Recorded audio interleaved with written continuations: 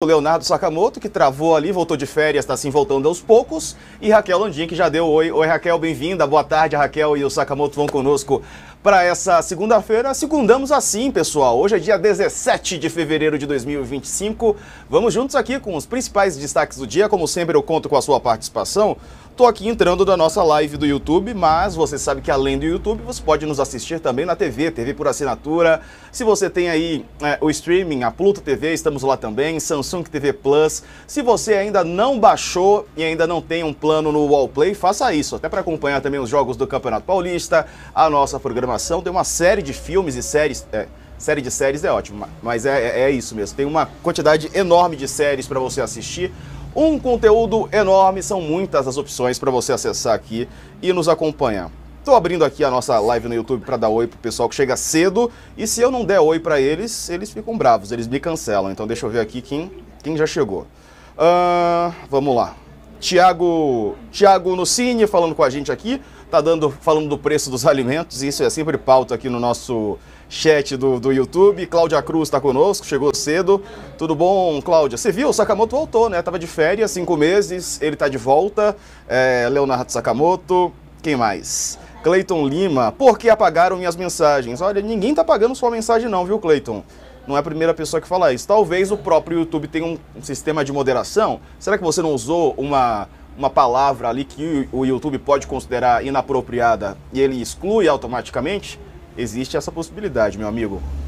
É isso, né, gente? Já dei oi aqui para bastante gente. Lembrando que você que está assistindo a gente pelo YouTube, ó, Denise Balestra tá aqui como sempre. A Cynthia Suzuki, que tá com o nome lá naquele alfabeto que só ela entende, porque ela mora no Japão e tá todo dia ligada com a gente também. Deixe seu like aí na nossa transmissão do YouTube. Aproveite também, comente, manda um superchat pra gente. Vamos para o primeiro assunto, Lari? Já tá aberto aí? A gente vai começar o noticiário, girar com as principais notícias dessa segunda-feira. Hoje comigo já Leonardo Sakamoto e Raquel Landim já apareceram aqui na tela, e vai aparecer na sua tela agora nosso primeiro destaque. Agora, Sakamoto tá voltando aos poucos de férias. A sua conexão ainda não voltou, Sakamoto. Ela tá assim meio lenta, mas parece que agora ela vai, meu amigo. Boa tarde. Boa tarde, Diego. Dessa vez não é a minha conexão, não. Não. É com vocês. Ih, a rapaz. minha conexão voltou de férias super rápida, pronta aqui para segurar o rojão. Boa tarde para Raquel também, boa tarde para todo mundo. E azar daqueles que estão felizes, estão tristes com a minha volta, vocês vão ter que me engolir. Não tem ninguém triste, principalmente aqui nessa tela, tem, né, Raquel? tem. Aqui estamos todos... Tem. Mas é eles que lutem, né, Raquel? A gente tá aqui. Boa tarde, Raquel, bem-vinda. Boa tarde, Diego. Eles que lutem. Eu quero dizer que eu estou muito feliz com a volta das férias do meu amigo Leonardo Sakamoto. Ele não deve estar gostando tanto de voltar de férias, né, Diego? Mas eu estava com saudade, ó. Um beijão, Léo. É isso aí, bem-vindo de volta, Léo. Fazia 15 anos, ó, até para dizer uma coisa, o pessoal tinha muito que estar me cutucando também, alguns amigos. Fazia 15 anos que eu não tirava 2 semanas de férias, assim, eu nunca me deixava tirar. Olha 2 que semanas aqui de... o dedo coçou pra te ligar algumas vezes. Aconteceu um negocinho. Será que o Sakamoto não entraria? Mas a gente falou, não, melhor não, deixa ele descansar. Ele nunca descansa, ele nunca tira férias. É pior do que eu. Ele é ligado na tomada toda. Tem que deixar, quando ele resolve parar, a gente tem que deixar ele quietinho. Vocês são muito workaholics. O que é bom pra gente, mas vocês precisam descansar vez ou outra pra continuarem nos informando. Pessoal, vamos para o primeiro destaque aqui do All News. Já está aberta a reportagem no meu telão, vai aparecer para vocês aí também agora. Cacai, advogado aliado do presidente Lula, faz críticas ao presidente, né? Diz que ele está isolado. Eu até tenho aqui nessa reportagem um trecho do que disse o Cacai, que na verdade é o advogado criminalista Antônio Carlos de Almeida Castro. Ele é conhecido como Cacai, né? Deixa eu ver aqui se tem, aqui ó, aspas. Aqui em casa... no dia da diplomação, 12 de dezembro, determinado político se aproximou no momento em que Lula e eu conversávamos, colocou amistosamente a mão no meu ombro e fez uma brincadeira. Ao sair da roda, o Lula me falou baixinho rindo: "Este jamais será meu ministro", e acha que vai ser. Dia 1º de janeiro, ele assumiu como ministro. Este o brilhantismo do Lula neste momento difícil. Não fosse sua maturidade sua maturidade, não teríamos tido chance de vencer o fascismo. Por isso, cometo aqui certa indelicadeza de comentar este fato. para ressaltar a maturidade do presidente Lula. Tem toda aqui a íntegra da carta, ele fala que o presidente Lula, aqui ó, como é que é? Lula do terceiro mandato é outro, é um destaque importante. A carta inteira você vê no nosso site, está aqui ó, o texto na íntegra. Estou destacando aqui alguns pontos, esse assunto a gente tem já comentado ao longo das atrações, mas agora eu quero ouvir a Raquel e o Sakamoto sobre esse ponto. Até porque o país é outro também, né, o Sakamoto, mas de qualquer maneira são críticas de alguém que apoiou e apoia o presidente Lula. Não foi assim uma crítica feita no privado, né, foi uma crítica feita em público e isso quer dizer alguma coisa, não quer dizer não, Sakamoto?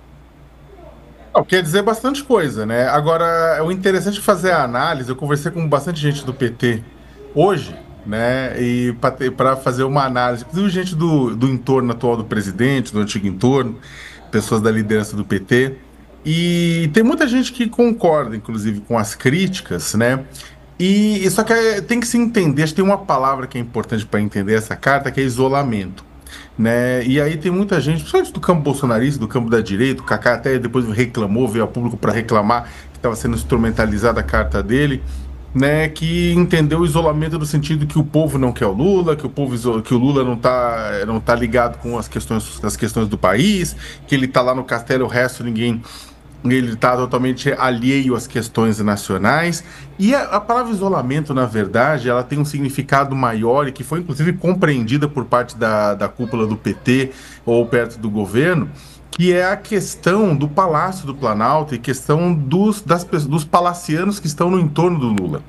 Há uma crítica, e uma crítica que não é de hoje, uma crítica que vem do PT e que não é de hoje, de que o Lula, ele em volta dele, ele tem uma cúpula palaciana, formal, informal, as pessoas na qual ele se juntou, as pessoas na qual ele confia e colocou em volta dele, que douram a pílula para o presidente, que não jogam a real para o presidente, que não fazem críticas ao que o presidente precisa ouvir. Muito diferente, o Kaká deixa até, ele cita na carta o Zé Dirceu, que fazia parte da entourage palaciana do Lula no primeiro mandato. Então, aquele grupo, o Zé Dirceu, o Dulce, o Paulo Vanucci, o Gilberto Carvalho, pessoas do entorno do Lula sempre jogaram a real pro Lula e falavam assim: presidente, o senhor tá errado, o senhor não tá certo. Quando eu e a Carla Araújo, a gente entrevistou o Lula no ano passado, no meio do ano passado, eu fiz uma pergunta para ele, o seguinte, quantas pessoas do seu entorno têm a capacidade de chegar hoje para o senhor e afirmar: o senhor está errado, você está errado? Ele deu uma escapada na resposta. Ele falou da dificuldade, do isolamento de poder e tudo isso, mas ele deu uma escapada na resposta. A questão é que naquele passado, muita gente chegava para o Lula e tinha, muita gente não, mas tinha esse entorno que chegava para ele e falava: olha, tá acontecendo isso, isso e isso, que ajudava o Lula a fazer política. A crítica hoje é que pelo menos esta crítica que está sendo colocada pelo Kaká e por outras pessoas dentro do PT, é que o Lula hoje, ele acabou cercando de pessoas que são bem diferentes daquelas lá do primeiro mandato com relação à capacidade de sentir, articular e realizar politicamente. E aí, ou seja, essa crítica pode ser lida por uma crítica, inclusive, a quem? Inclusive ao Rui Costa, que é o ministro-chefe da Casa Civil, ao Padilha, que está nas relações institucionais, e ao Márcio Macedo, que está lá na Secretaria-Geral da Presidência por enquanto, o próprio Pimenta, que estava na SECOM e agora foi sucedido pelo Sidônio, né? São pessoas que estão... A própria, no caso, apesar de não ser citada também, a própria Janja, que é, de certa forma, conselheira. Existe o entorno atual do presidente, não estaria ajudando o presidente a perceber os erros ou perceber as oportunidades ou ajudando politicamente a garantir que o Lula seja o animal político que ele sempre foi. Né? Na avaliação de muita gente do PT é isso, né? Ou seja, aquele entorno do Lula de antes é diferente desse entorno do Lula de agora. Esse entorno do Lula de agora encastela o Lula, colocando o Lula numa torre, ao invés de fazer com que informações e críticas cheguem ao presidente diretamente, né? E aí, por fim, ele faz uma questão que está dada, né? Que está dada com a própria sucessão do Lula. O Lula mesmo já falou uma série de vezes que não é garantia de que ele vai disputar. É óbvio que depender dele, ele gostaria, mas de que a saúde dele vai garantir, a saúde mental e física dele vai garantir. E aí o PT só tem uma pessoa hoje para suceder o Lula, que é o Haddad. A única pessoa que foi construída porque já concorreu, inclusive. Só apesar de que hoje existe uma popularidade baixa, comparável ao próprio Eduardo Bolsonaro, por conta da questão de taxas, de impostos, que colaram no ministro da Fazenda, né? Então é um caminho difícil e eu acho que é importantíssimo, Diego. É importantíssimo que o PT ouça as críticas. Muitas vezes a cúpula do PT tem dificuldade, a cúpula do governo, desculpa, tem dificuldade de ouvir críticas, ainda mais de pessoas internamente. Agora, não achei uma crítica destrutiva, eu achei uma crítica de quem chega lá e hashtag dá um toque enquanto tem tempo. Quem avisa amigo né, Raquel? Boa tarde. Boa tarde. Diego, o Cacai, ele pode ter feito as reclamações, que a carta foi instrumentalizada, mas ele é muito experiente na política, ele não dá ponto sem nó, né? Essa carta que foi divulgada em primeira mão pela nossa colega Andréa Sadi, da Globo News, na verdade o Cacai está falando por um grupo de pessoas que estão próximas do projeto de reeleger Lula em 2026, mas não são esse núcleo palaciano tão perto do presidente. Esse núcleo ali formado pelo PT, mais no entorno dele, pela primeira-dama Janja, esse grupo que se sente um pouco alijado desse centro de poder e que está com muito receio de que, por conta da queda de popularidade nas pesquisas, que foi um tombo e tanto que registrou o Datafolha, né, uma queda de mais de 20 pontos, está com muito receio de que Lula não se reeleja em 2026 ou que ele não tenha condições de ser candidato. Que a queda de popularidade dele afaste os partidos do Centrão do seu projeto de reeleição e abra espaço para o surgimento de uma candidatura de centro. E isso é tudo que esse grupo não quer. Então, esse grupo, que é formado por pessoas que estão próximas ao projeto de reeleição do Lula, mas não são esse núcleo mais duro do PT, eles querem que, a partir de agora, eles acham que o que vai facilitar o Lula é melhorar essa popularidade e se tornar de novo viável como candidato para 2026, é fazer tudo que ele não fez até hoje. Dar mais espaço para a frente ampla dentro do seu próprio governo. Então, fazer uma reforma ministerial que contemple menos o PT e contemple essa frente ampla, eventualmente até levando Gleisi Hoffmann ali para dentro do Palácio Planalto, mas contida na pasta dos movimentos sociais, tirar Alexandre Padilha da articulação política e levar um membro do Centrão para essa articulação política. Só que o Lula nunca fez isso. Eles querem também que o Lula mude o discurso, né? Que tenha um discurso mais comedido. O ministro Sidônio Palmeira está colocando o presidente Lula para falar mais. Ele quer que o presidente Lula tome conta do debate de comunicação do país. Só que está dando um curto-circuito nisso, porque o Lula que fala ainda é um Lula muito ressentido, um Lula que vai trazendo essas mensagens meio dúbias e que são muito exploradas para a oposição. Então o Lula precisaria mudar radicalmente de discurso, voltar a ser aquele Lulinha paz-amor. Então é uma tática, o que essas pessoas e o Cacai está tentando, ele foi só, eu acho, o meio, que colocou, que trouxe a público esse sentimento que ficou muito forte após a pesquisa da Datafolha. Ele está trazendo isso, essa vontade dessa aliança de frente ampla, que o Lula seja o que eles imaginaram que ele seria quando ele se elegeu. Só que ele nunca colocou isso em prática. Vamos em frente, próxima pauta aqui. Quer complementar, Sakamoto? Ou é por aí mesmo? Não, tá tranquilo. Então vamos em frente. Vamos falar um pouco sobre economia, o Felipe Salto já está aguardando, mas antes, veja aí. Lula culpa ICMS e empresas por gasolina alta. Porque ele disse, tem que saber quem xingar. O Lula está sendo xingado por isso, e aí ele falou, aqui não é comigo não, vamos ver. Roda aí, pessoal. Quando sai um anúncio do diesel, da gasolina, do gás, a Petrobras leva fama, o governo federal leva fama e muitas vezes a Petrobras não tem culpa nenhuma. Eu vou dar um dado para vocês aqui. O povo não sabe que a gasolina sai da Petrobras, a R$ 3,04. E que na bomba ela é vendida a R$ 6,49. Ou seja, ela é vendida pelo dobro do que ela sai da Petrobras. Mas quando sai o aumento, o povo pensa que é a Petrobras que aumentou. E nem sempre é a Petrobras, porque cada estado e cada povo tem liberdade de aumentar a hora que quer. E os impostos pagos são ICMS para os estados. E eu estava dizendo para a máquina que é importante informar a população disso. Para o povo saber quem xingar na hora que aumenta. Para o povo saber quem é o filho da mãe disso. Raquel tem apuração sobre esse assunto. Na verdade, Diego, acho que a gente pode, se você quiser receber o Felipe, eu estou escrevendo uma coluna para o UOL. Sim. E o que eu estou lembrando aqui é que, na verdade, o que o Lula está fazendo com essa estratégia é repetir Jair Bolsonaro. Se a gente for lembrar, ali um pouco antes, 2022, na véspera da reeleição, Jair Bolsonaro ele utilizava a mesma estratégia. Ele, quando pressionado ali com a alta da gasolina, ele culpava os governadores e culpava o ICMS. Eu recuperei aqui umas declarações dele nessa época. Tem um momento ali que ele diz: o grande problema do preço do combustível é a ganância por parte de muitos governadores de cobrar o ICMS em cima de tudo, em cima do preço médio final da bomba.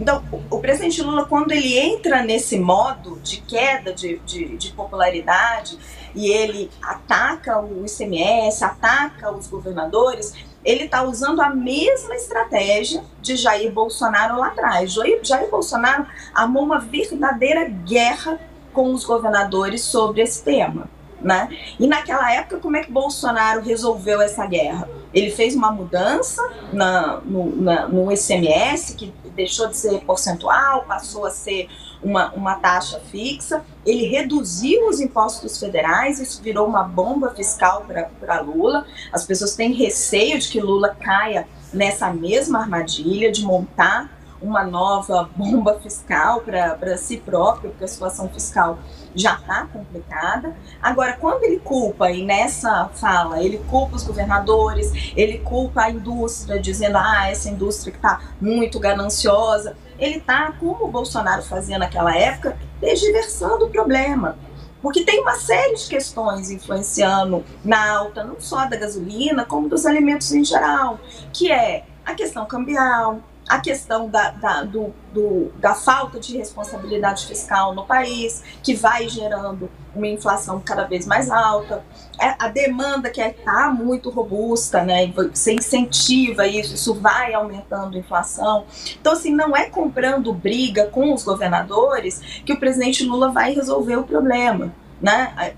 Ainda não se sabe, vamos aguardar para ver se ele vai cair na mesma armadilha que Bolsonaro lá atrás, mas Bolsonaro comprou uma briga enorme com os governadores em torno desse tema, e que não adiantou de nada. Verdade, Felipe Salto está conosco, vamos recebê-lo aqui na tela. Felipe, bem-vindo, boa tarde, meu amigo. E aí, o presidente Lula tem razão, tem parcialmente razão, ou ele está completamente equivocado? Qual que é a tua avaliação, Felipe? Boa tarde. Boa tarde, Diego, Raquel e Sakamoto, prazer estar aqui com vocês. É impressionante essa fala do presidente Lula, porque parece aquela coisa da história, né? Que a primeira vez acontece como verdade, a segunda como farsa, mas sempre se repete. Porque eu me lembro em 2022, quando eu era secretário da Fazenda do Estado de São Paulo, o presidente Bolsonaro, o que ele fez com aquela lei complementar 194? Ele obrigou os estados todos a baixarem a alíquota da gasolina para a chamada alíquota modal. Em São Paulo, por exemplo, a alíquota do ICMS era 25%. E nós tivemos que passar automaticamente para 18%. Só para vocês terem ideia, isso produziu um desfalque que precisou ser coberto depois com compensações de cerca de R$1 bilhão por mês, no caso de São Paulo, né? Aí o Supremo Federal entrou na história, teve aquele grupo de conciliação montado pelo ministro Gilmar Mendes. Foi uma guerra, na verdade, né, que se montou em cima da questão do combustível. Então eu acho que isso é um desserviço, né? Ficar tentando apontar culpados, quando na verdade o que mudou não foi o ICMS, o que mudou de patamar, e mudou fortemente, apesar da melhora recente, foi a taxa de câmbio. Esse é o vilão da história. E o câmbio é o vilão da história, por sua vez, por alguns outros vilões que explicam esse primeiro, né? A questão dos Estados Unidos, né? O dólar com o movimento que teve depois da posse do Trump e o fato do tarifaço do novo presidente dos Estados Unidos não ter se materializado com tanta rapidez, e o outro fator que é o fiscal. Isso sim está na mão do presidente Lula e é onde ele poderia fazer alguma coisa. Sakamoto. Antes de mais nada, boa tarde para o Felipe, né? Tudo de bom. Gente, essa questão, na verdade, primeiro que tem, existe, acho que é bom lembrar, eu acho que o Lula está procurando formas de ficar se justificando com relação ao aumento de preço, não apenas da gasolina, da comida. Eu estava fora, andei, na hora que comecei a ver as notícias, né, é aquela ladainha, né, de tentar buscar justificativa para o aumento do preço, né, ao invés de implementar pelo menos algumas medidas aqui e ali, por mais difíceis que sejam, ou por mais demoradas que sejam, para redução geral de determinados produtos, gêneros alimentícios, né?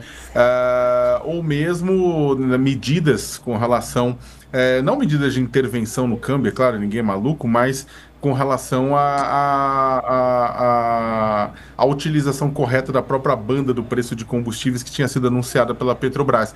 O ponto, na verdade, do ICMS, de transferir para os estados, a responsabilidade é um erro, como me colocou o Felipe e a Raquel. O problema foi plantado lá atrás por Bolsonaro, simplesmente o problema está sendo removido agora, né, por parte do CONFAS, né, do grupo dos secretários de Fazenda dos governos estaduais, que está, na verdade, voltando para a normalidade, diferentemente do que tinha sido implementado durante o governo, aquela bomba plantada pelo Bolsonaro.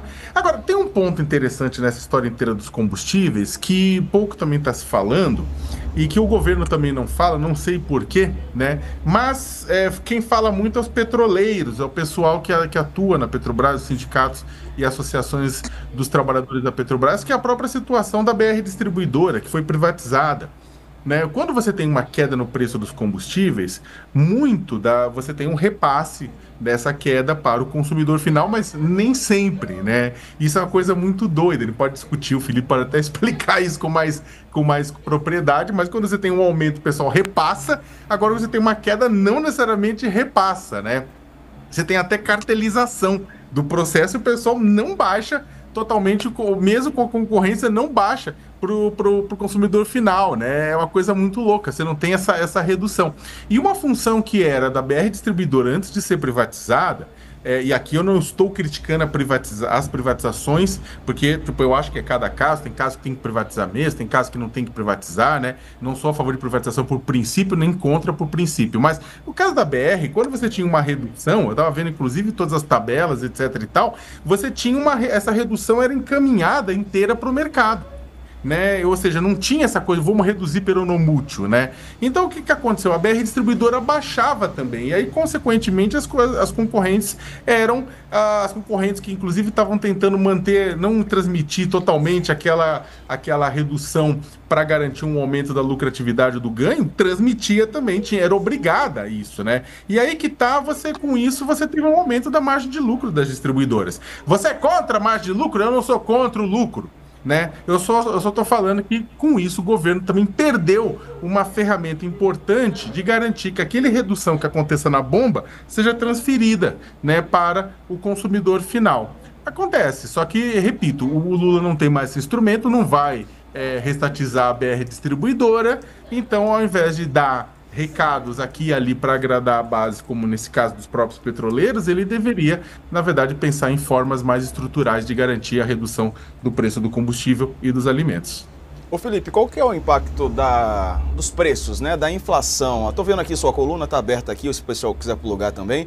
A popularidade de Lula e a economia. Qual que é o peso da economia nessa queda? A gente viu o Datafolha, viu o Quest, mostrando uma queda significativa, né, na aprovação do governo Lula.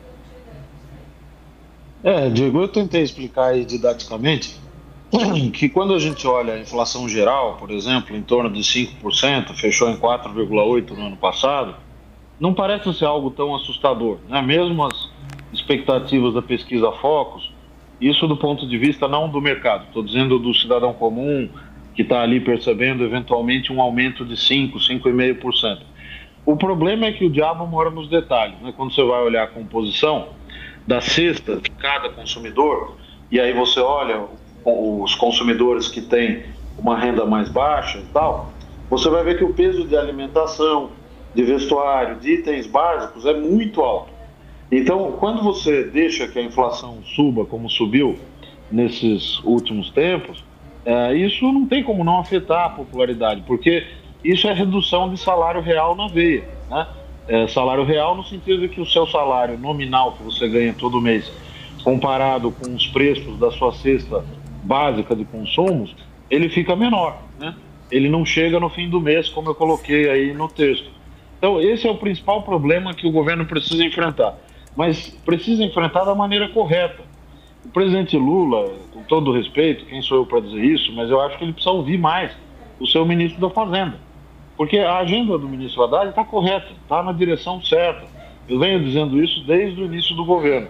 Agora, parece que o presidente não escuta o seu próprio ministro da Economia, da Fazenda, que tem um receituário adequado, tem um plano fiscal, que não é aquele que muitos gostariam, etc., mas que segue princípios de responsabilidade fiscal, tem metas estipuladas em lei, até na lei complementar do arcabouço fiscal, tem a trajetória da dívida sustentável como um objetivo, né, explícito ali nessa legislação, a lei complementar 200.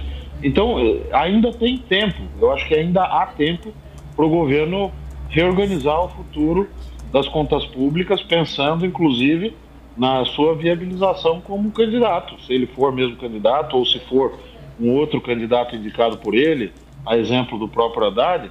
Para que eles cheguem competitivos lá, eles vão precisar fazer e tomar medidas que podem ser difíceis nesse momento.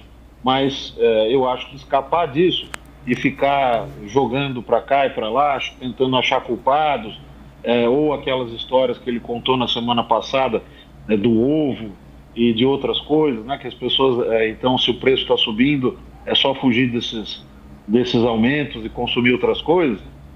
São bravatas que não vão levar a lugar nenhum. É preciso fazer aquilo que está ao alcance do governo. E fazer aquilo que está ao alcance do governo é seguir a agenda do ministro Haddad. Muito bom.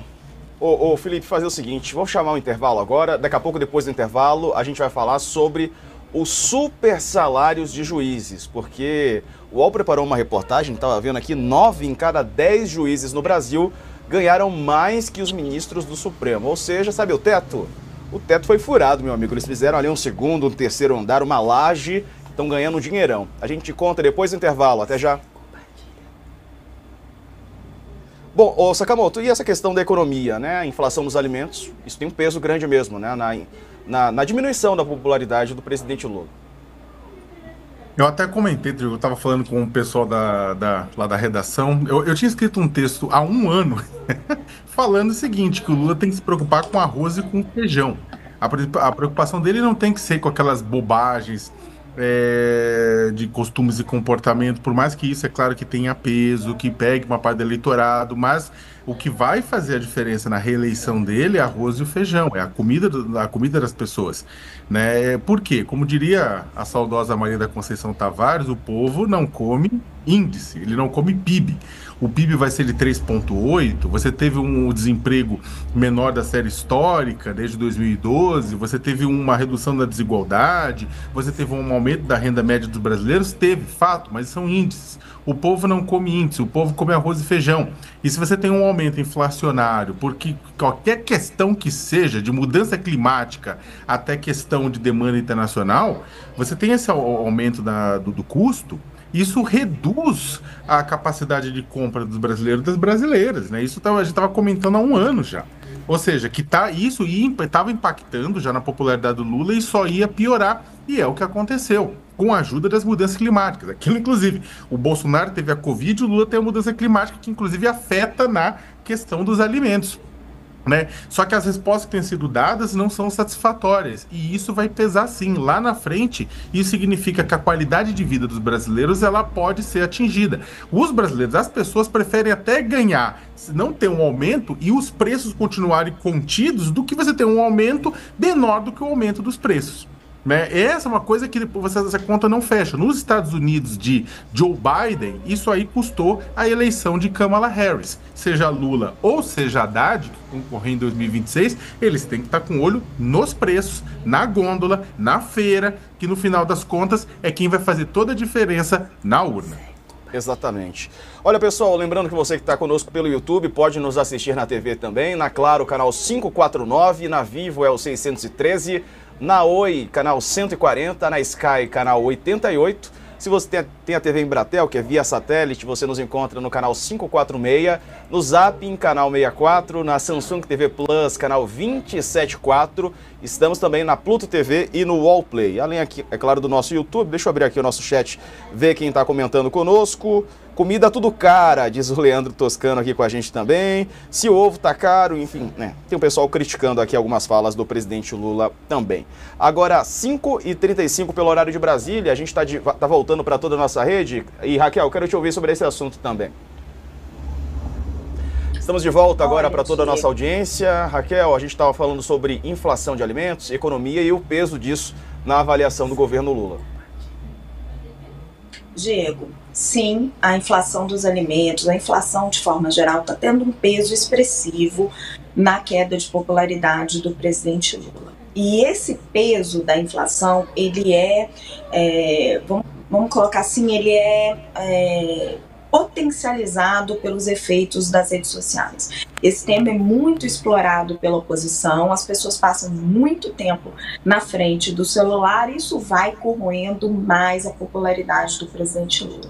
Então, existem duas questões aí em jogo. Uma para a qual o governo pode ter uma resposta mais efetiva e outra para a qual ele não tem muito o que fazer. A primeira delas é a comunicação. O ministro Sidônio Palmeira está trabalhando nisso e o governo pode pensar em estratégias mais efetivas para trabalhar a sua comunicação e tentar travar essa guerra da oposição em cima do preço dos alimentos. É fácil? Não é fácil. É uma tarefa difícil, porque as coisas realmente estão caras no mercado. As declarações do presidente Lula, uma mais desastrada que a outra, não vão ajudando. Ele precisa realmente mudar o discurso, tornar o discurso mais propositivo. A outra é como enfrentar a inflação do preço dos alimentos. E aí não tem saída mágica. Não existe essa saída mágica. O preço dos alimentos não dá para você controlar. Se você colocar fiscal de Sarney na rua, vai ser pior. Não existe tabelamento. Os preços vão subir mais. Então, assim, não existe bala de prata. A inflação do preço dos alimentos vai se resolver à medida que o câmbio for voltando. E, para isso, responsabilidade fiscal ajuda. Para isso, declarações mais contidas do presidente ajuda. Para isso, o governo passar mais confiança ajuda bastante. Né? Políticas de crédito também ajudam para incentivar a produção, mas isso leva tempo, é preciso paciência. Não é fácil falar isso para quem está gastando dinheiro com comida e a população mais pobre é a mais afetada. Mas está se colhendo hoje os problemas que foram criados por 2 anos aí de pouca responsabilidade fiscal. É duro dizer isso, mas é verdade, gente. E aí é preciso corrigir o rumo. Boa, Raquel, vamos em frente agora. Felipe, quer arremeter... Eita, qual que era a palavra que eu ia usar agora mesmo? Arrematar. Eu ia falar arremeter porque nossa próxima pauta tem a ver com avião. Quer arrematar ou não? Não, dizer que eu concordo com a Raquel e acho que é importante essa discussão. Porque, na verdade, o governo fez um esforço no ano passado, reduziu o déficit, que fechou em 0,4% do PIB, etc. Mas precisa ir além disso. Né? A gente está com uma dívida muito alta. Essa dívida muito alta, num contexto internacional mais adverso, acaba turbinando o prêmio de risco, como a gente chama, e também afeta o dólar. Né? É isso que está acontecendo e eu acho que essa é a raiz dos problemas. Valeu, Felipe Salto. Um abraço, meu amigo. Boa semana. Para vocês também. Um abraço. Valeu. Pessoal, eu falei que a nossa próxima pauta tinha a ver com o avião. Dá só uma olhada nessa imagem. Uma imagem que, quando eu vi aqui, me impressionei. Se você ainda não viu, vai ver aqui com a gente no Wall News agora. Bom, um avião caiu no aeroporto de Toronto. Tá vendo aí? Como ele tá de ponta cabeça, é isso mesmo. O avião da Delta Airlines caiu no aeroporto internacional Pearson de Toronto, no Canadá, Ainda não há informações sobre mortos ou feridos, mas bombeiros e paramédicos estão no local. Um passageiro publicou esse vídeo depois de sair do avião. A imagem mostra bombeiros jogando água no avião, que está de barriga para cima, como a gente vê nessa imagem. O que essa pessoa diz? Acabamos de pousar, nosso avião caiu, está de cabeça para baixo. A maioria das pessoas está bem, disse John Nelson em vídeo publicado no Facebook. O aeroporto diz que o acidente ocorreu durante o pouso do avião. No X, o aeroporto internacional Pearson publicou que equipes de emergência estão respondendo, todos os passageiros e tripulantes foram contabilizados. Bom, o fato é esse, a gente está aqui acompanhando. O voo partiu de Minneapolis, nos Estados Unidos. O percurso entre a cidade dos Estados Unidos e Toronto, no Canadá, é de menos de 1h30 e a aeronave é uma Mitsubishi CRJ-900LR. Ela chegou em 1h26, segundo informações do site Flight Radar 24. Estamos de olho, é claro, torcendo para que não haja um grande número de feridos, né? E é claro que também a gente está aqui esperando, portanto, mais informações. Daqui a pouquinho. Agora às 5h40 pelo horário de Brasília.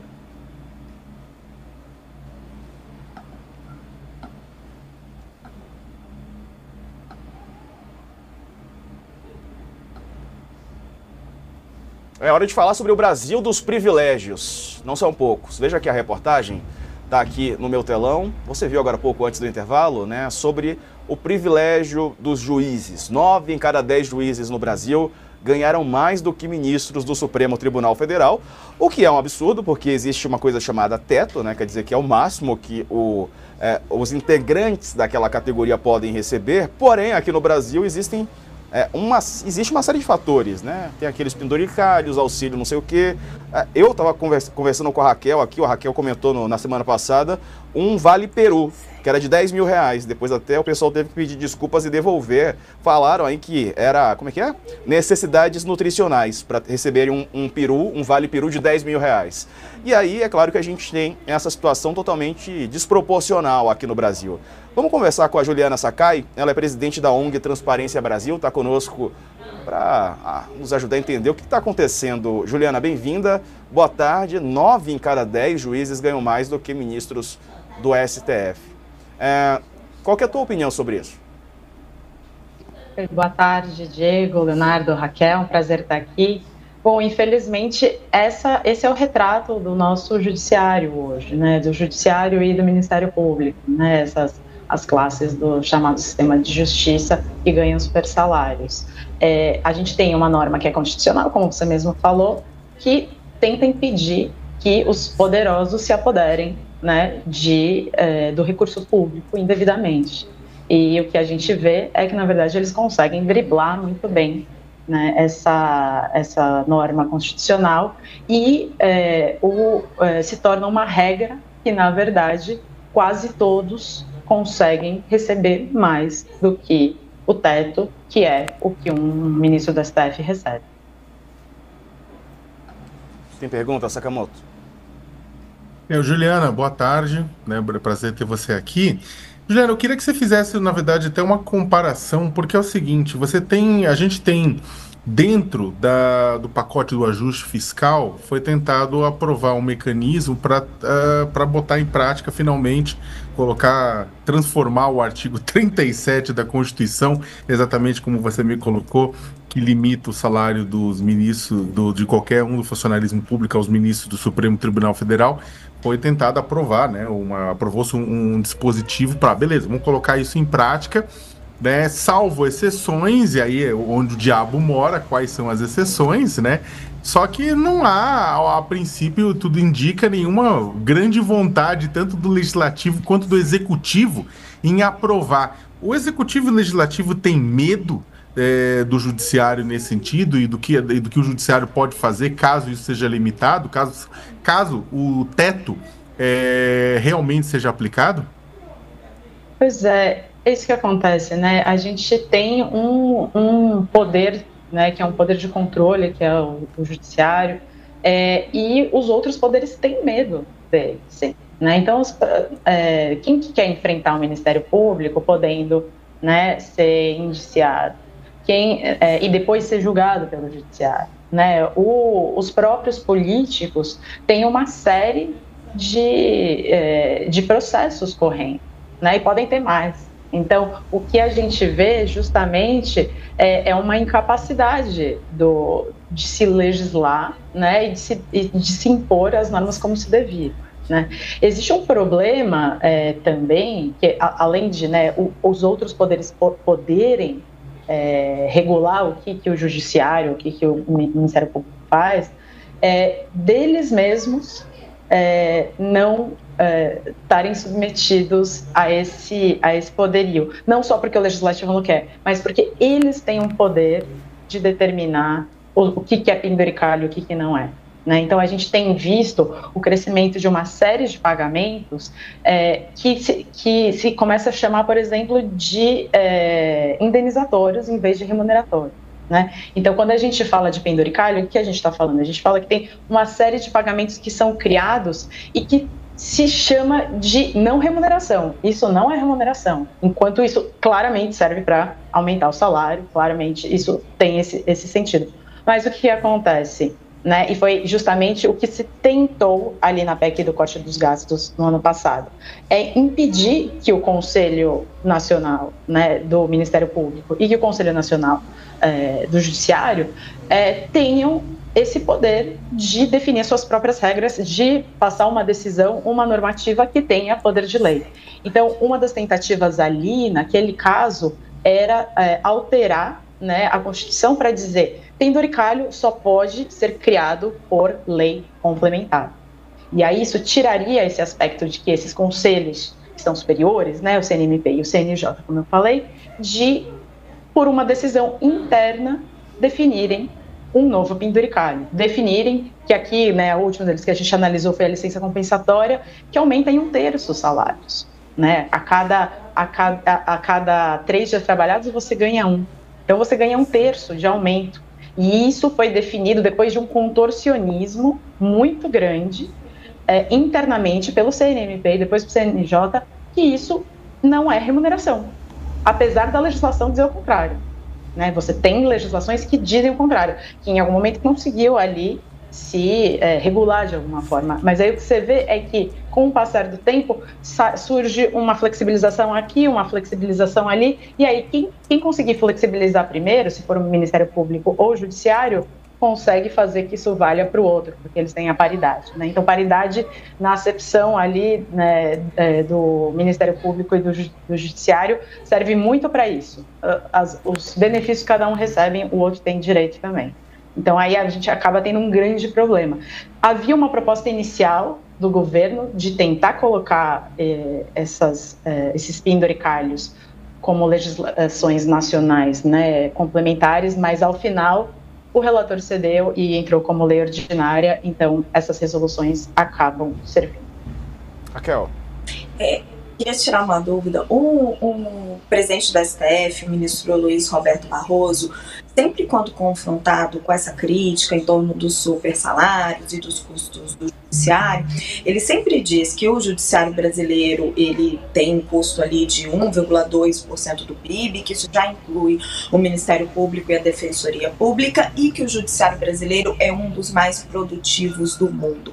Essa justificativa dele, na sua avaliação, se sustenta? Olha, a Constituição determina qual que é o máximo a ser ganho, né? Não é se a gente produz mais ou produz menos, né? Inclusive, o Judiciário tem 2 meses de férias. E tendo 2 meses de férias, eles vendem férias e conseguem ganhar ainda mais, né? Agora, a questão não está mais se eles são muito produtivos ou não são muito produtivos. Se a gente tirasse uma parte ali dos penduricalhos, a gente conseguiria, inclusive, aumentar, né, a quantidade de procuradores e de juízes. Né? A gente reduziria, né, o tempo trabalhado, né, e aumentaria o pessoal. Só que o objetivo não é esse, né? O objetivo não é a questão... O objetivo justamente é aumentar o salário. Eles querem poder ganhar mais. Né?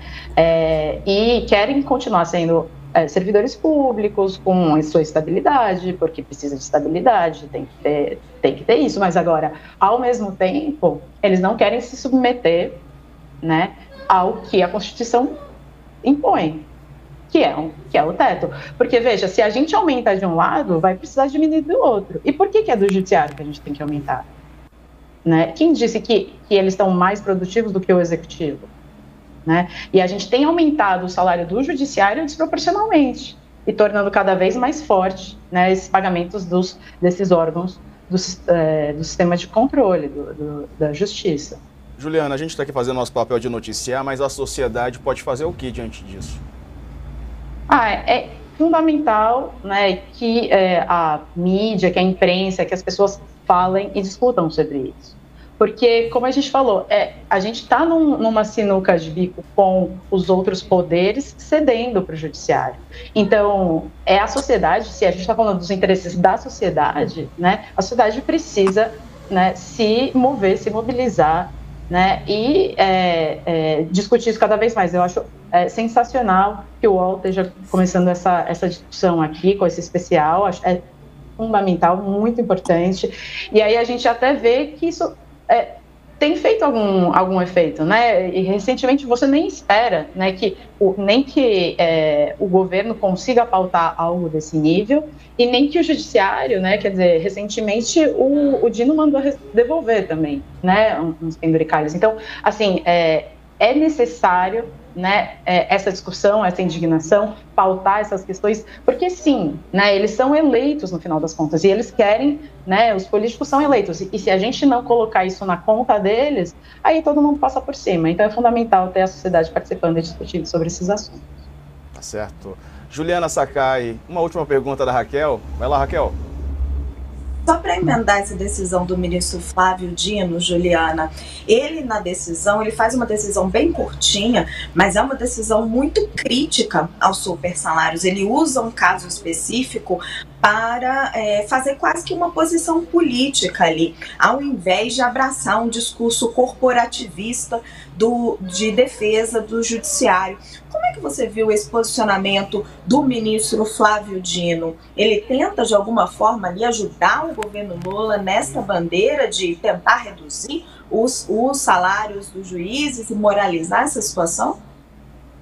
Parece que sim, né? Então a gente tem uma diferença, porque o histórico que a gente tem é justamente dos presidentes do STF, né? E o presidente atual tem saído muito em defesa, como vocês bem mencionaram, e você vê essa quebra aqui. Então, a gente está vendo uma postura que pode favorecer, né, os pleitos da sociedade. Então, eu acho que a gente precisa aproveitar esse caldo, né, aproveitar que a gente tem discutido isso desde o final do ano passado bastante, tá tratando aí da questão fiscal, para conseguir enquadrar isso finalmente, né? Porque, assim, é muito difícil lutar contra todos esses interesses do sistema de justiça. Eles ficaram 3 semanas acampados no Congresso, né? Tem uma estrutura muito grande para isso. Então, assim, ter um apoio que possa aí agora, né, ajudar o governo a tomar decisões corretas é fundamental. Então, é um momento importante para a sociedade também usufruir disso. Juliana Sakai, que é diretora da ONG Transparência Brasil, obrigado pela entrevista, viu, Juliana? Um abraço, uma boa semana. Eu que agradeço. Valeu.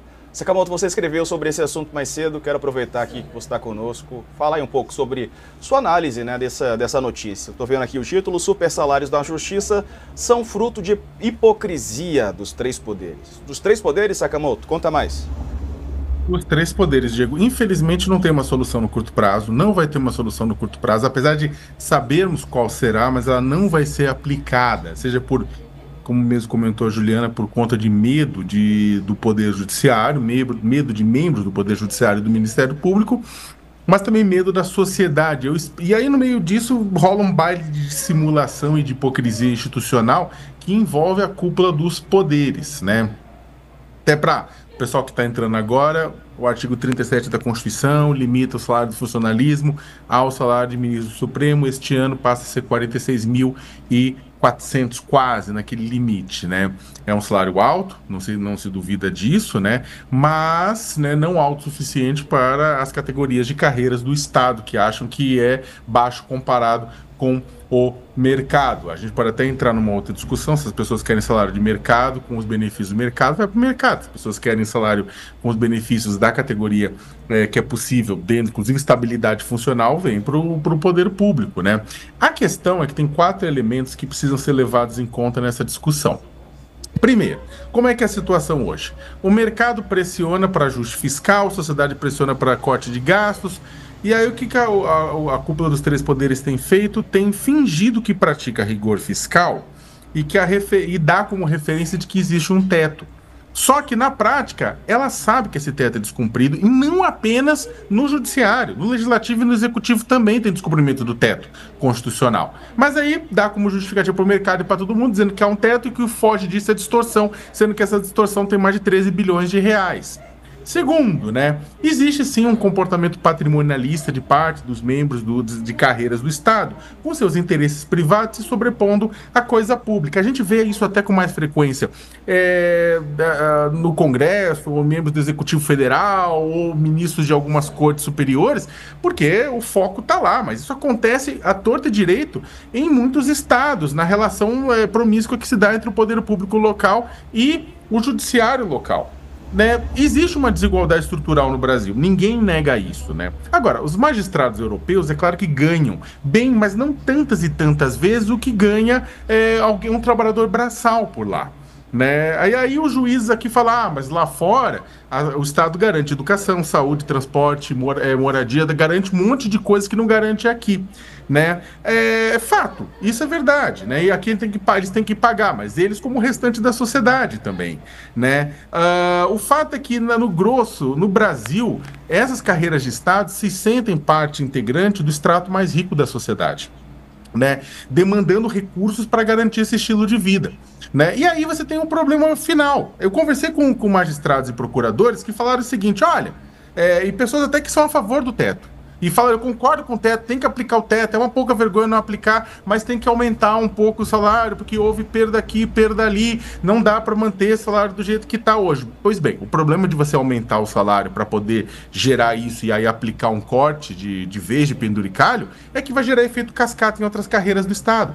Se você aumenta o teto do salário do ministro do Supremo, aumenta tudo no Brasil inteiro. Vai ter o quê? Uma inflação de 50% sobre os salários. Ou seja, isso é impossível, isso não vai ser aplicado na prática, né? E por outra, mesmo se você aumentar de 46 para 60 mil, 65 mil, que é o valor que eles falam que seria justo, o que aconteceria? Isso não garante nada que os penduricalhos deixassem de existir no dia seguinte. E aí termina dizendo o seguinte, por medo ou por leniência, não são tomadas medidas mais duras para manter os pagamentos dentro do teto. A falta de um comportamento republicano e racional transforma tudo em um grande baile de dissimulação, o que inevitavelmente passa a imagem de que o essencial sistema de justiça, né, serve melhor a quem tem dinheiro e poder, e nesse caso, eles mesmos. Raquel, vou precisar chamar um intervalo agora, mas no próximo bloco quero te ouvir também sobre a sua coluna, que já está aberta aqui no telão, vamos até plugar aqui as imagens do Bolsonaro. Estou vendo o título, Bolsonaro articula com o entorno de Trump e racha a defesa no pré-denúncia. A Raquel te conta daqui a pouco, depois do intervalo. Até já. Bom, aqui para o YouTube, Raquel, desculpa, pode falar um pouco mais sobre essa questão dos juízes, salários do judiciário. Eu só queria aproveitar para complementar o Léo. Ele estava mencionando, né, que as fontes dele no judiciário diziam que o justo seria o salário subir um pouco para a gente poder não ter mais penduricários. Gente, pelo amor de Deus, tem algumas coisas que me indignam. A gente está falando de um teto do funcionalismo público de 44 mil, é isso, Léo? 44 mil, estou até checando aqui na internet. 46.300. 46.300 hoje. E essas pessoas estão falando que o justo seria 60 mil. Ok, elas podem estar olhando para o que ganha um advogado de alta linha na iniciativa privada. Mas se eles olharem para a realidade brasileira, se eles olharem para quanto o Brasil gasta e as prioridades que o Brasil tem, 46 mil reais de salário é muito dinheiro. Assim, com 46 mil reais de salário, mais 2 meses de férias e todas as garantias, né? Não pode ser demitido. E todos os benefícios que esse pessoal tem. Assim, é um baita emprego, né? O de ministro do Supremo Tribunal Federal. E vamos contar que um desembargador ganha quase isso. E um juiz em início de carreira, porque não é muito escalonado, isso é uma das coisas que a reforma administrativa devia fazer. Um juiz já entra no início de carreira aí com 20 e poucos anos, ganhando um salário altíssimo.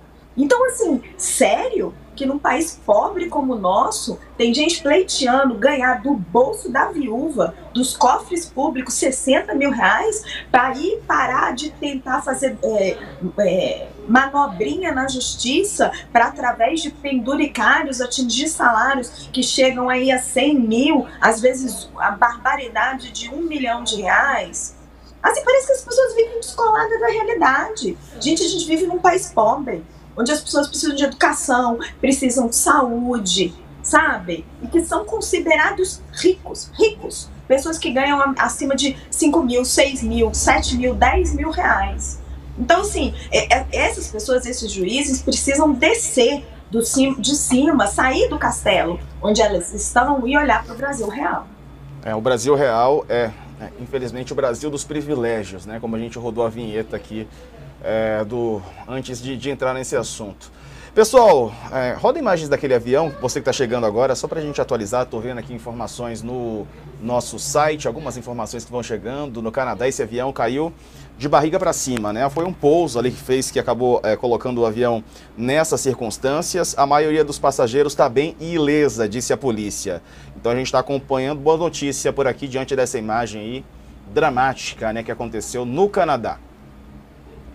Reunindo toda a nossa audiência aqui conosco novamente no canal UOL. Raquel, prometida a sua coluna, vamos plugar de novo a coluna da Raquel para falar um pouco sobre os passos de Jair Bolsonaro, o ex-presidente que tenta, com todas as forças, em 2026 voltar como candidato. Ele está inelegível até aqui e ele articula com o entorno do Trump. Está tentando essa aproximação com o presidente dos Estados Unidos. Só que a Raquel apurou que isso rachou a defesa, né, no pré-denúncia, porque o Gonê deve apresentar uma denúncia nos próximos dias.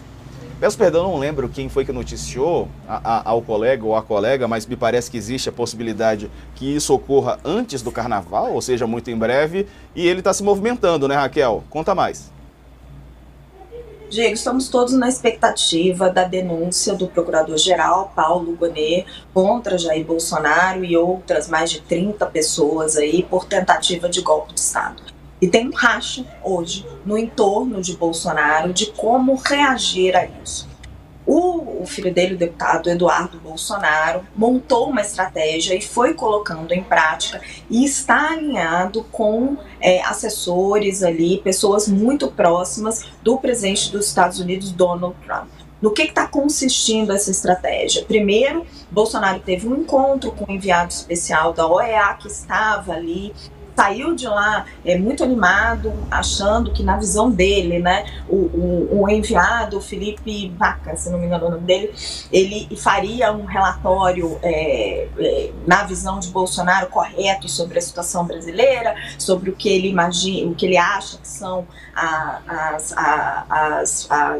as transgressões do ministro, as perseguições do ministro Alexandre de Moraes. Modo contínuo, depois dessa reunião na sexta-feira, Bolsonaro faz uma live no sábado, em que ele faz inúmeros ataques ao Tribunal Superior Eleitoral. Ele volta a esse modo de ataques ao TSE e cria ali uma teoria de que o TSE teria usado dinheiro estrangeiro para fazer uma campanha maciça para que os mais jovens se registrassem e votassem.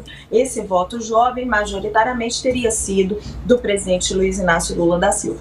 Isso teria sido feito em coordenação com o entorno ali do presidente Trump. Basta a gente lembrar que Elon Musk, o bilionário Elon Musk, começou a fazer postagens dizendo que a USAID, essa agência de fomento que Musk fechou, teria financiado eleições fora. Tudo isso sem provas, né? Nem Bolsonaro, nem Musk tem nenhuma prova do que eles estão falando.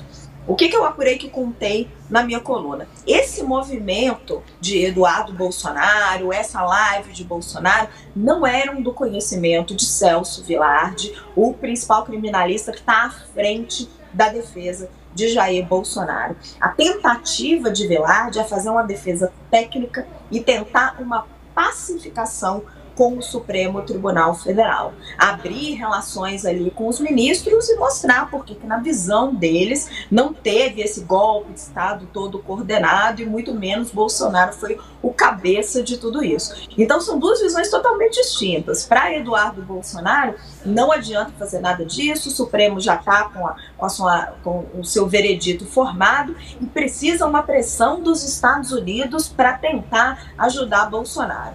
Na visão da defesa, não. Você ainda tem espaço para uma discussão técnica com os ministros do Supremo. Bolsonaro, então, aí está com o entorno totalmente dividido, esperando essa denúncia da PGR. É isso aí. Quer comentar, Sakamoto? O presidente Bolsonaro está adotando aquela estratégia, né? Aproveitando que o Trump está no poder, né? Que ele mesmo, né, um sobrevivente das denúncias sobre a tentativa de golpe de Estado em 6 de janeiro de 2021 nos Estados Unidos, né, que os seus seguidores, que ele pressionou seus seguidores para invadir o Capitólio, né, e impedir a confirmação de Joe Biden como vencedor daquela eleição, né? Então, ou seja, como o Trump deu a volta por cima e agora, inclusive, está atacando todos aqueles que participaram do processo, né, que levou que todo aquele processo que procurou provas, né, investigou a responsabilidade e a participação dos trumpistas em tudo isso. Não, agora o bolsonarismo sente-se à vontade, né, principalmente por conta das conexões com parte do governo Trump, para tentar utilizar, né, essa proximidade e pressionar aqui. Só que aí o Bolsonaro está adotando uma estratégia que lembra um pouco o que aconteceu com o Titanic, né? Tem toda uma discussão seguinte, o Titanic, na hora que observa tardiamente, é claro, aquele bloco de gelo, aquele iceberg, que aconteceu, ele tentou desviar do iceberg. Existe uma tese, né, que se você acelerasse, né, que se o Titanic acelerasse, ele poderia simplesmente ter destruído o iceberg e ter permanecido com um dano suficiente para não afundar. É claro, mas quem é que vai bater de frente com um iceberg em alta velocidade? Então é totalmente compreensível o desvio da tripulação, né? Então só que o Bolsonaro está adotando a estratégia de bater de frente, né? Com toda a velocidade para tentar destruir o iceberg. No caso, o Supremo Tribunal Federal e o Alexandre de Moraes. Tentar descredibilizar, tentar fazer com que haja uma pressão internacional muito grande da extrema-direita favorável a ele. Exatamente o quê? Batendo, xingando e falando, não, a eleição foi... Basicamente o que o Bolsonaro está falando é que a eleição foi roubada, né? O que o Bolsonaro está fazendo, ele está sendo, na verdade, julgado em parte por conta disso, também por colocar em xeque a credibilidade do sistema eleitoral, e agora ele volta a carga e dobra a aposta. Vai bater de frente de cabeça com o iceberg, né, para ver se o iceberg estoura, né? A questão é que o sistema norte-americano é diferente do sistema brasileiro, né? Aqui, por incrível que pareça, nesse sentido eleitoral, a gente tem outras proteções ao sistema, coisa que não tem lá. E aqui você teve um sistema uma tentativa de golpe de Estado que não foi apenas o 8 de janeiro, como algumas pessoas querem fazer crer. Ah, não, mas é o 8 de janeiro, 8 de janeiro. Acorda pra vida, pessoal. É um sistema que começa antes do segundo turno das eleições, com ataque às urnas. Depois, durante 2 meses, existe farto material, farta quantidade de evidências mostrando uma sacanagem, uma safadeza, unindo militar, unindo civil, unindo presidente da república para transformar a democracia em vinagre, pôr a democracia no vinagre, e depois só culmina a cereja do bolo é 8 de janeiro, mas nem é o ato mais importante.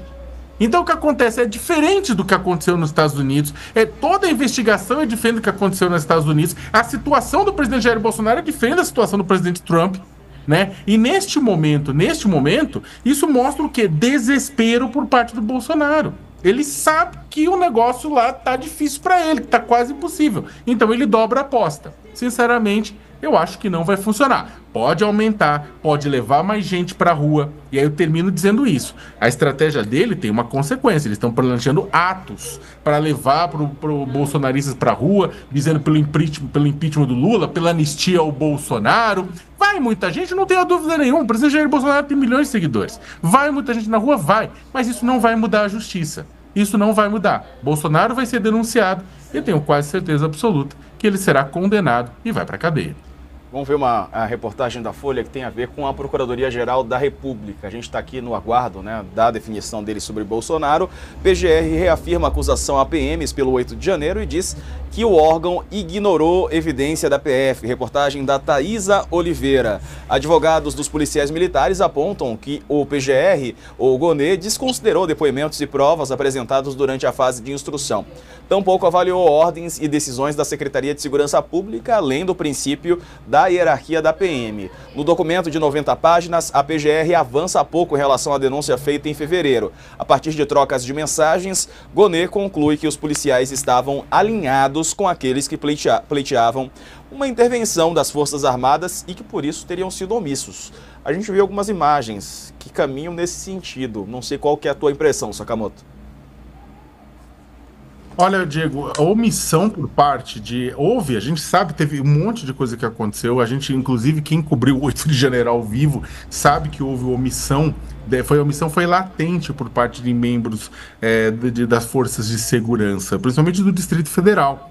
Né? E a gente sabe, o próprio ex-ministro da Justiça e depois secretário de Segurança Pública do Distrito Federal, Anderson Torres, né, simplesmente saiu fora do país no momento em que aconteceu o que aconteceu. Né? Então, tem responsabilidade das forças de segurança, tem responsabilidade por parte da polícia. A questão é que toda a investigação, um dos grandes objetivos da investigação era tentar entender a conexão entre o afrouxamento da segurança na esplanada dos ministérios no 8 de janeiro de 2023 com a tentativa de golpe de Estado bolsonarista que estava se desenrolando desde o ano anterior. Né? Há toda uma discussão a respeito disso. A próprio afrouxamento de segurança relacionado a militares quanto ao acampamento golpista que ficava em frente ao quartel-general do Exército em Brasília também é um ponto que foi elencado, que foi levantado na investigação para tentar entender o nível de responsabilidade das Forças Armadas sobre o Bolsonaro para o que aconteceu. Sobre Bolsonaro e após Bolsonaro, porque vamos lembrar, depois da tentativa de golpe, meteram 2 blindados lá na frente para não deixar ninguém entrar no acampamento e prender pessoas. E o que se conta é que pessoas fugiram, familiares de militares e outras pessoas, fontes em off, falam que o pessoal acabou saindo, né, tendo tempo para sair, perdendo tempo para ir embora. Então, eu tenho um ponto que é o seguinte, a polícia, e aqui, Diego, de uma maneira bem clara, a gente tem que fazer, claro, elogio para os policiais que acabaram se ferindo, inclusive, na tentativa de conter aquilo que o Bolsonaro diz que são idosos e idosas, né, com bíblias na mão, que tentaram fazer, não, tem gente que saiu ferida, né? Tem policiais que saíram feridos e merecem todo o nosso respeito pela tentativa de cumprir a lei. Agora, teve gente que estava tomando água de coco lá enquanto viu o pau comer. Sabe, se esse pessoal não for responsabilizado, então isso vai passar uma imagem terrível, ainda mais que as forças policiais no Brasil são bastante contaminadas pelo bolsonarismo.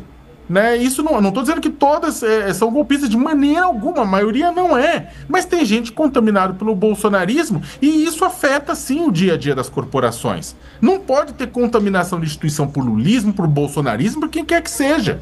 Né? E aí que tá, se não houver uma punição rigorosa a quem cruzou os braços e foi leniente, e sendo leniente foi cúmplice, a gente vai ver esse tipo de coisa se repetir. Até porque muito da polícia militar de hoje bebe no mesmo caldo que beberam os militares durante 21 anos de ditadura no Brasil. Raquel. Por favor, Diego, sobre qual ponto que você... Não sei, a tua avaliação, né, sobre essa impressão. Os advogados dos policiais militares acreditam que o PGR não considerou as informações de que eles têm toda uma hierarquia, né, enfim, que ali pessoalmente, digamos assim, né, como pessoa física, eles têm que cumprir aquilo que vem de cima e que o PGR não teria levado isso em consideração. Olha, Diego, é muito complicado, né? Toda essa investigação do 8 de janeiro, ela tem 2 pontos, assim. Primeiro, ela precisa chegar nos mandantes, né? Isso é algo que a gente vem repetindo e batendo já há bastante tempo, e espera-se que a denúncia do Procurador-Geral Paulo Gonet ajude a ir elucidando um pouco desse processo. Se consegue se juntar essas peças, né? O quanto o 8 de janeiro está ligado com uma tentativa de golpe, o quanto isso foi insuflado ou não por Bolsonaro, né? Se isso para de pé na denúncia, e se você consegue estabelecer, como defende o governo e defendem os partidos de esquerda, de que o 8 de janeiro foi uma tentativa de golpe, que havia um claro beneficiado e um claro mandante disso, que era Bolsonaro, enquanto a direita defende que não, né, que foi ali um quebra-quebra, mas que não havia um golpe. Agora, dito isso, as pessoas têm responsabilidades individuais, que não podem ser ignoradas. A discussão da anistia, das penas graduais que acontecem hoje no Congresso, se faz um pouco em cima disso, que dizem que tem que ter diferença, 18 anos é muito para quem só estava ali passando ou quem quebrou. Agora, quando você fala ainda de um policial militar, aí você está falando ainda de uma outra questão, né? Porque o policial militar, ele está inserido dentro de uma corporação. Uma corporação cujo dever é respeitar a lei e fazer cumprir a lei. Então, a PM, ela tem que estar não só cumprindo ordens no caso ali do Distrito Federal, do governador Estado, do governador Ibanez, de Anderson Torres, que é outro que está aí nessa investigação, que precisa ficar estabelecido quais são todas as responsabilidades de Anderson Torres e de Ibanez e do governador Ibanez, mas a PM, o próprio soldado, o próprio militar, ele tem as suas responsabilidades, que elas não podem ser ignoradas. Isso precisa fazer parte da formação da PM. E a PM hoje se discute muito, está muito contaminada pela política. Pessoal, vou atualizar aqui informações sobre o acidente envolvendo um avião no Canadá. 8 pessoas ficaram feridas. A gente está com imagens aí que vão chegando a todo o instante. A maioria dos passageiros está bem e ilesa. Existe um número de 8 feridos neste momento, é a última atualização, agora às 6h16 pelo horário de Brasília. Houve um acidente de avião, no entanto, não sabemos as circunstâncias que o cercam neste momento. Pelo que entendi, a maioria dos passageiros está livre e ilesa, mas ainda estamos tentando ter certeza, então continuaremos no local investigando, disse uma integrante da polícia. Informação que nós temos agora já confirmada pelas agências de notícias internacionais. 8 pessoas estão feridas. O chefe dos paramédicos da região, o Lawrence Seydon, confirmou que uma pessoa estava em estado crítico, enquanto outras tinham lesões de moderadas a leves. Vale lembrar que esse avião aí da Delta Airlines, né, fez um trajeto, saiu de Minnesota em direção a Toronto, no Canadá. Um passageiro publicou esse vídeo que você está vendo aí. Como eu disse agora, a informação confirmada de 8 feridos. O aeroporto disse que o acidente ocorreu durante o pouso do avião. Numa publicação no X, o aeroporto informou que equipes de emergência estão respondendo. Todos os passageiros e tripulantes foram contabilizados. Segundo a TV local CTV News, todas as pistas do aeroporto foram fechadas. O voo partiu de Minneapolis, Minneapolis, nos Estados Unidos. O percurso entre a cidade americana e Toronto, no Canadá, é de cerca de 1h30. Foi isso mesmo que durou esse voo, 1h e 26 minutos, segundo informações do site Flight Radar 24. Mais atualizações você encontra no UOL. Vamos falar agora sobre política, voltar a falar de política, regulamento do PT. Houve uma reunião tensa, viu, pessoal, hoje para definir os novos passos, os novos momentos do Partido dos Trabalhadores. O PT liberou reeleição sem limites e dificultou renovação. A Kátia Seabra assina a reportagem. Ela explica que, sob a condução da presidente do PT, Gleisi Hoffmann, o partido, durante reunião tensa, aprovou hoje uma mudança no estatuto para permitir a reeleição de parlamentares e dirigentes partidários que já tenham exercido 3 mandatos consecutivos na mesma casa ou instância do PT. Apesar da pregação do presidente Lula por renovação do partido, a alteração possibilitará que deputados concorram à reeleição, ainda que já tenham ocupado a mesma função por 3 mandatos seguidos. Como o mandato de senador é maior, a candidatura ficaria proibida para aqueles que já estivessem no segundo mandato, né, que são 8 anos aí, enfim, tem um mandato maior o senador. Raquel, tá difícil renovar, tudo bem que a renovação nem sempre é boa, né, mas é importante pelo menos trazer uma oxigenação, misturar, né, quer dizer, mesclar um pouco com a experiência, que é importante também, mas facilitar a chegada de novos nomes é importante para os partidos, creio eu. Diego, parece que teve 2 mudanças importantes durante essa reunião do PT. O PT aprovou a eleição direta para a presidência do PT, parece que é a primeira vez desde Vou pegar o dado aqui, senão vou falar alguma coisa incorreta. Parece que nas últimas eleições isso não acontecia um modelo híbrido, e agora a eleição vai ser direta, a eleição está marcada para substituir a deputada Gleisi Hoffmann no comando do partido, e essa reeleição ilimitada para as câmaras, né, os cargos de comando dentro do partido. E na matéria da Kátia Seabra até fala que parece que a chamada emenda Gleisi Andrade, que é a tesoureira do PT, que tem um poder muito grande ali dentro do PT. A gente vai precisar apurar um pouquinho melhor para entender o que tudo isso significa. O ex-ministro José Dirceu estava fazendo campanha por eleições diretas no PT. Então a gente sabe que tem forças se aglutinando ali dentro do PT em torno dessa eleição para a presidência. Você tem pessoas diferentes tentando esse posto. O candidato preferido ali do presidente Lula e do grupo em torno dele é o Edinho, o Edinho Silva, o ex-prefeito de Araraquara. Já o candidato preferido da Gleisi Hoffmann e de outras pessoas ali mais próximas dela seria o José Guimarães, que também foi líder do PT na Câmara. Então, muitas dessas mudanças que foram feitas aí devem estar em torno da disputa entre esses 2 nomes. E são 2 nomes muito próximos os 2 estão muito ligados ali ao centro de poder do PT. E o que é interessante nessa tal dessa emenda Gleisi Andrade, e o que você percebe na disputa entre o Edinho e o José Guimarães, é que um dos 2, assim, são 2 figuras muito fortes dentro do PT, e o próprio surgimento dessa emenda, nada disso significa muita renovação dentro do partido, né? Você não consegue ver surgir no PT grandes lideranças ou figuras significativas que não estejam à sombra do presidente Lula ou ao todo o entorno dele e a tudo que ele significa. Isso está na raiz dos problemas do PT hoje, porque Lula já está com uma idade avançada e no momento em que ele não conseguir, se ele eventualmente não conseguir concorrer à reeleição, e no momento em que ele sair da cena política, o PT vai estar diante de um dilema que pode ser até existencial mesmo, da ausência do seu líder e quase da sua razão de existir, porque o PT é um partido que surgiu e é um partido muito forte dentro do país, mas ele surgiu da organização dos trabalhadores. E à medida que o mundo do trabalho vai se transformando, ele teria que estar se transformando junto. Mas você só consegue se transformar se você renova, né? Se você muda as cabeças que estão pensando e que estão trazendo essas novas ideias.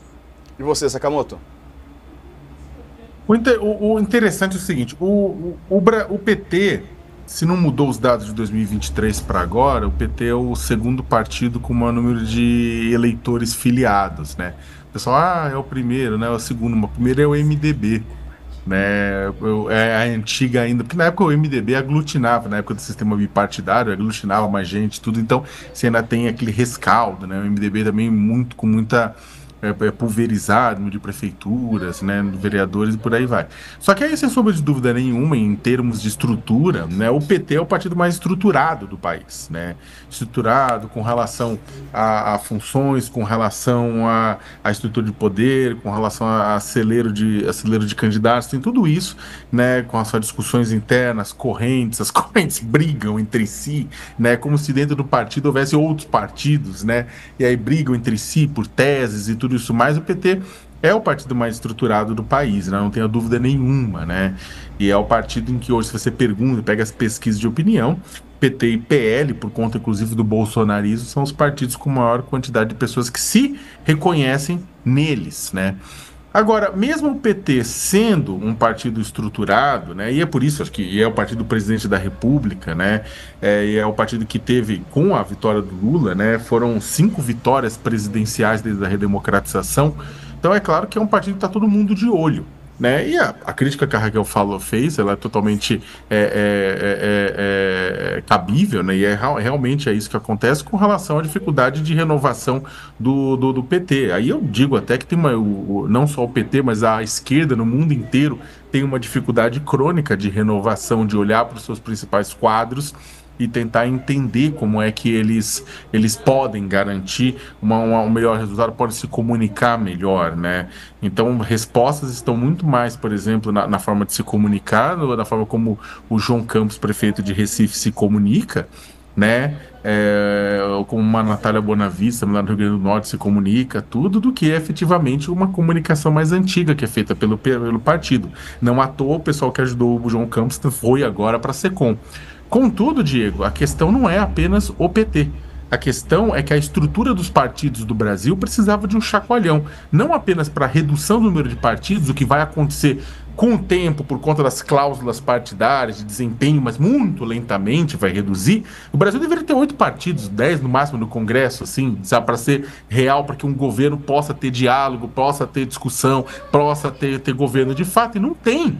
Né? Então, o que acontece, você precisaria de uma redução do número de partidos, você precisaria de mais democracia dentro dos partidos. E aí eu vou falar uma coisa, é engraçado a gente ver essas brigas dentro do PT, mas pelo menos você tem uma discussão democrática acontecendo dentro do PT, por mais que problemas tenham. Você tem muito partido que é um cartório, a pessoa é dona do partido e acabou, né? Ou seja, o que ela fala, passa, ganha dinheiro, vai pra conta bancária, é um inferno, né? E você tem outros partidos que são partidos de aluguel, legendas de aluguel. Então o Brasil precisa de um chacoalhão no sistema partidário, sem contar o fato que partidos são verdadeiros clubes do Bolinha. Né? Pode ter até uma mulher como presidente, mas na prática é uma estrutura tão machista e tão racista que impede que mulheres e negros sejam de fato candidatos competitivos.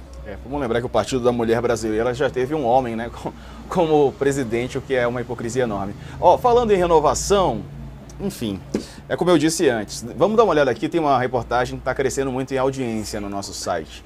Após deixar a Câmara, Holliday cobra 20 mil por consultoria para vereadores. Reportagem do Saulo Pereira Guimarães, da Natália Moreira Florido também, aqui da nossa redação. Eles contaram que um dos clientes do Fernando Holliday, do ex-vereador, foi o mais votado de São Paulo, o Pavanato. Ele pagou 20 mil por serviços de assessoria de marketing. A nota fiscal disponibilizada no portal da Transparência, o Lucas Pavanato, né, do PL, o Adriles Jorge, do União Brasil, os dois estão no primeiro mandato, tiveram aí consultoria, 20 mil pagaram cada um para o Holliday. Agora ele virou mentor, né? É comum que o Pavanato se refira ao Holliday como seu padrinho político, já que Pavanato foi assessor dele antes de ser eleito em 2024. Os serviços incluíram reuniões diárias sobre regimento e outros temas como membros do gabinete. Sakamoto. Diego, eu sinceramente, eu não sei como é que foi feita essa licitação, essa procura, se houve dispensa de licitação, se os valores estão dentro do que é pago para um assessor, né? Então eu vou me furtar a dizer sobre a relação de contratação. Eu não tenho informação sobre isso, né? Esperemos que a contratação tenha sido de uma forma correta. Eu acho que na verdade nesse caso, Sakamoto, é tipo como se fosse um coach mesmo, né? Assim, antes dele se candidatar, ele presta serviços para interessados, ou enfim, cobram, é um serviço à parte, né? Digamos assim que ele faz. Pelo que eu entendi, pelo menos. O que acontece é o seguinte, o Fernando Holliday, ele se tornou uma referência para muitas pessoas que hoje ocupam as galerias da Câmara dos Vereadores, né?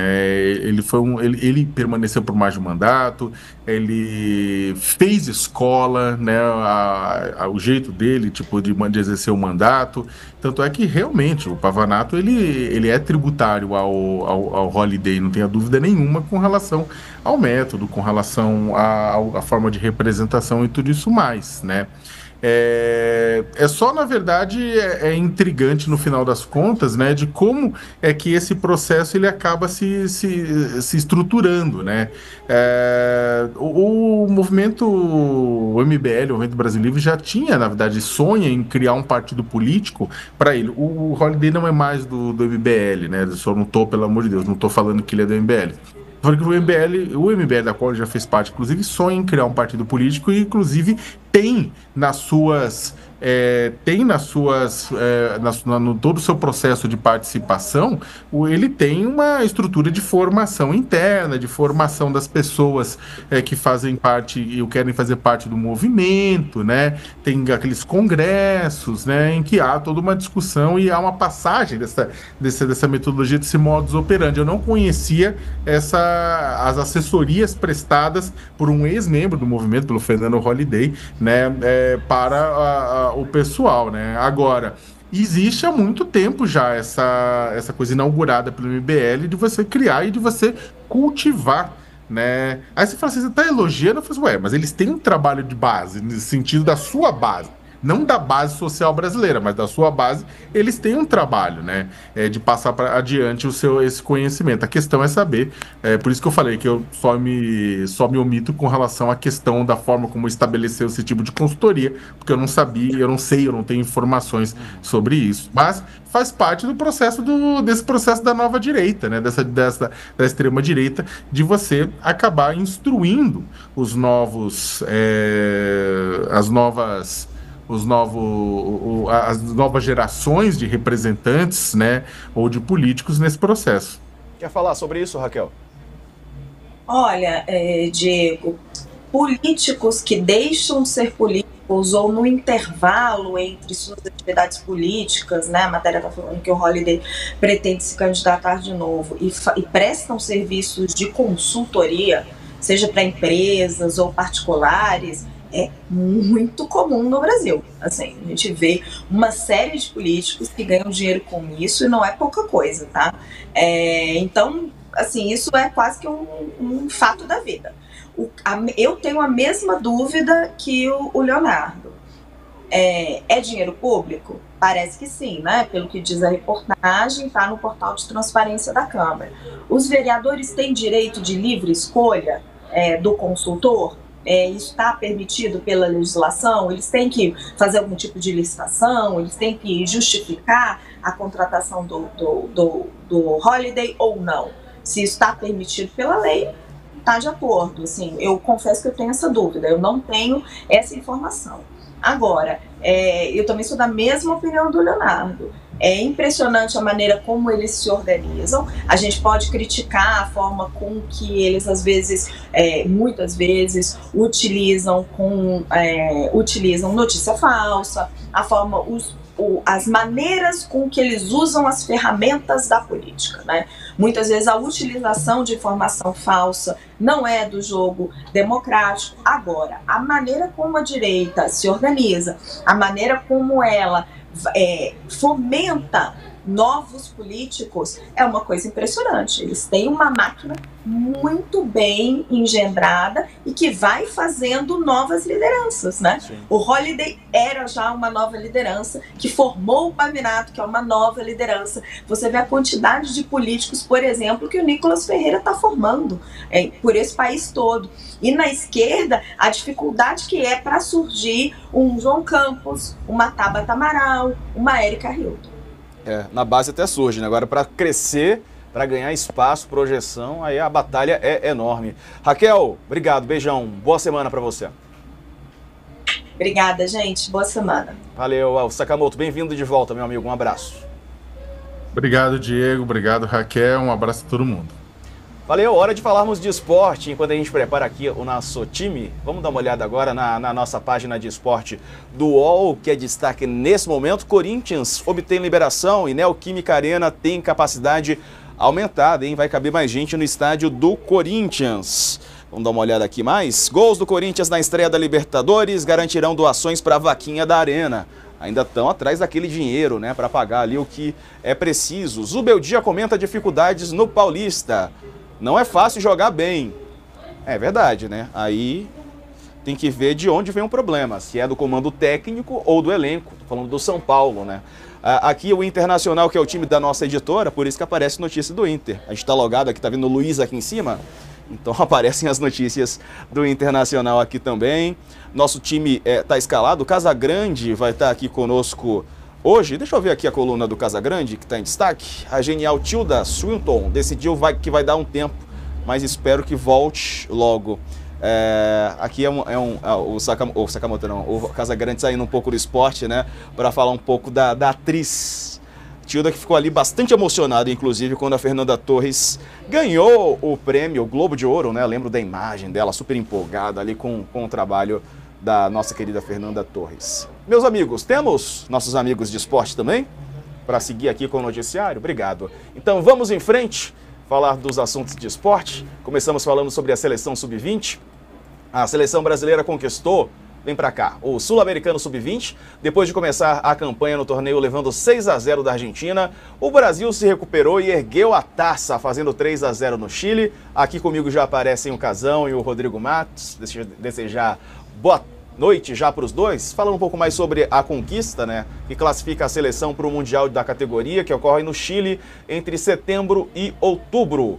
Quem está aqui comigo, você já viu, o Casão e o Rodrigo Matos. Para falar um pouco, começo contigo, Casão.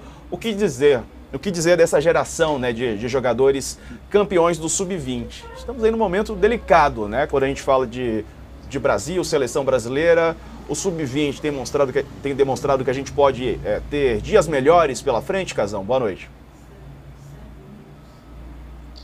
Boa noite, Diego, de Matos. Vocês estão me ouvindo? Sim, deu uma travadinha no seu sinal, mas parece que agora estabilizou, Casão. Tá bom. Então eu acho o seguinte, a seleção brasileira começou tomando a Argentina. Primeiro jogo. O que vai ficar para a história é esse 6-0 que a Argentina deu. Depois disso, a seleção brasileira não apresentou em nenhuma partida que eu vi um futebol que lembra em algum momento a cultura brasileira de jogar futebol, a escola futebolística brasileira. Outro jogo com a Argentina nessa segunda fase foi patético. Todo mundo atrás, parecia que era uma seleção pequena, disputada em um torneio, e acabou empatando. E como o regulamento de uma fase para outra, acabando, chegou na frente da Argentina porque ganhou do Chile, mas se a Argentina tivesse ganho o jogo dela, o Brasil seria campeão por saldo de gols. Né? Então, a Mili escreveu um texto que é perfeito. O que nós queremos de uma seleção de base? Nós queremos que ela fique retrancada para ganhar uma taça? Ou nós queremos que a base do Brasil recupere a escola que nós temos, a escola técnica de toque de bola, de intuição do jogador? O que nós queremos? Eu prefiro né, que a parte da base tem que jogar futebol. Não tem que pensar, tem que jogar futebol. Senão, sobe aí. Jogo atrás, vocês viram o jogo. O Matos deve ter visto o jogo a segunda fase. Cara, parecia que ama uma seleção qual. Ô Casão, a gente mandou aí um link novo para você conectar para melhorar o seu sinal, mas deu para ouvir você. Só vamos melhorar, já o Casão volta. Antes, Matos, viu o jogo? O áudio tá desligado, meu amigo. Bom, agora estão me ouvindo, né? Agora sim. Boa noite, bem boa noite. Não, boa noite. Eu tava desligado aqui que eu tava ouvindo o pessoal que tava falando de política antes aqui da gente entrar. Então, o que o Casão falou faz completo sentido. Divisão de base é para formação de jogador e para criação de cultura. E qual cultura que a gente espera da seleção brasileira? Uma cultura ofensiva. O que o Brasil fez foi basicamente uma defesa que era uma zona na primeira fase. Essa defesa foi ajeitada, botou alguns jogadores, zagueiro Iago, trocou o goleiro, e aí botou um meio de campo mais ajeitado, mas o time, basicamente, foi um time que começou a se defender e jogar defensivamente. Não é isso que se espera de uma seleção brasileira. Ficar jogando simplesmente defensivamente para ganhar ali de forma pragmática um campeonato sul-americano. O que isso vai trazer para o futuro do futebol brasileiro? Que é o que interessa na formação de base? Nada. E olha, o técnico, o Ramon Menezes, ele já está há algum tempo questionado dentro da CBF, e apesar do título, não é uma coisa que tenha essa campanha tenha repercutido bem dentro da CBF, não, porque o futebol apresentado, o que se espera é a criação dessa cultura ofensiva, que não foi o que aconteceu. Né? Um exemplo que a gente teve foi o próprio jogo da Argentina citado pelo Casagrande. Uma grande polêmica foi o lateral direito do Grêmio, né, Igor Serrote. Ficou ali, provocou os argentinos e tal. Nada contra a provocação, mas no jogo ele deu 2 pancadas nos argentinos, né? Uma violência incrível. Não é isso que a gente quer. É essa formação que a gente quer, um jogador que vai lá e dá 2 pancadas no adversário? Não é. Então eu acho que, apesar do título, o legado que se traz é bem pequeno. Ô Rodrigo, aproveitando aqui contigo ainda, muitos times não liberaram jogadores para o campeonato, né? Eu estou falando, por exemplo, São Paulo, Palmeiras, Santos. Qual a pergunta? Quem você acredita que tenha sido destaque nessa seleção e por que os clubes não liberam para a seleção de base, no caso aí a Sub-20? Mas os clubes, nesse caso, têm razão, né, Diego? Porque eles têm que tocar a temporada deles. Tem jogo, não se para campeonato por causa de campeonato Sub-20. E muitos desses jogadores Sub-20 são jogadores importantes para os times, né? Tem que ser testados, tem que começar, ou eles já são titulares, alguns deles, né? O caso do Estevão, por exemplo. Você vai o quê? Abrir mão no jogo profissional para jogar um Sub-20? Eu não vejo muito sentido. Então eu acho que os clubes estão certos nisso aí. Tem alguns bons nomes nessa seleção, né? O David Washington, que esteve lá fora, apesar de não estar quase jogando. Esse zagueiro aí que foi bem, o Iago, que é um zagueiro do Flamengo. Tem alguns jogadores de meio de campo, os 2 do Corinthians, o Bidon e o... Nossa, me deu um branco aqui no segundo. Mas os 2 volantes que estavam jogando que são corintianos. Mas, assim, eu acho que o problema não é necessariamente nomes. O problema é principalmente o esquema e a forma como o Brasil estava atuando. Eu tô vendo aqui que o Igor, né? Igor Serrote foi um dos nomes mais marcados. Ele é do Grêmio. Você até mencionou aí também, não sei. Ele chegou junto, né? Fez faltas duras nos jogadores da Argentina e tal. Não é que seja mau jogador, Diego. Não estou personalizando aqui nele para fazer uma crítica, não. Mas, assim, a verdade é, no jogo, ele deu 2 pancadas que era para ele ter sido expulso. Aí depois ele foi provocar os argentinos, dizer que o Brasil tem 5 estrelas. O Brasil tem 5 estrelas e é 5 vezes campeão mundial jogando bola, não dando entradas desclassificantes nos adversários, entendeu? Tô vendo aqui que teve uma provocação, né? Por conta da provocação, ele foi cutucado nas redes sociais pelo jornal Olé, que lembrou a vitória da Argentina, né? 6-0 na primeira fase, só que depois do título, o Igor marcou o jornal Olé nas redes sociais e escreveu: o que passou, né? O que aconteceu foi o que ele escreveu agora em resposta ao Olé. Tô olhando aqui pro lado que tô vendo a notícia no nosso site, e o que houve com Isso o do jogo, né, Diego? Oi? Para provocação é do jogo, né? Faz parte do futebol. O jornal provocou, ele provocou, tá no seu direito. Eu só não gostei que ele não precisava dar 2 entradas, que ele podia ter machucado seriamente os jogadores argentinos da forma como ele entrou nesse jogo, entendeu? Isso aí é que não é uma coisa legal. Mas ele provocar, o jornal provocar, faz parte da rivalidade Brasil e Argentina e é saudável. Casão voltou? Tá aí com a gente? Não sei se foi isso que vocês me falaram, voltou sim. E aí, Casão, faz parte, né? Provocação e tal. Agora, dentro de campo tem que jogar também, né? Se só provocar... O futebol, em alguns momentos, esse futebol de hoje, em alguns momentos, virou mais para provocação do que bola, né?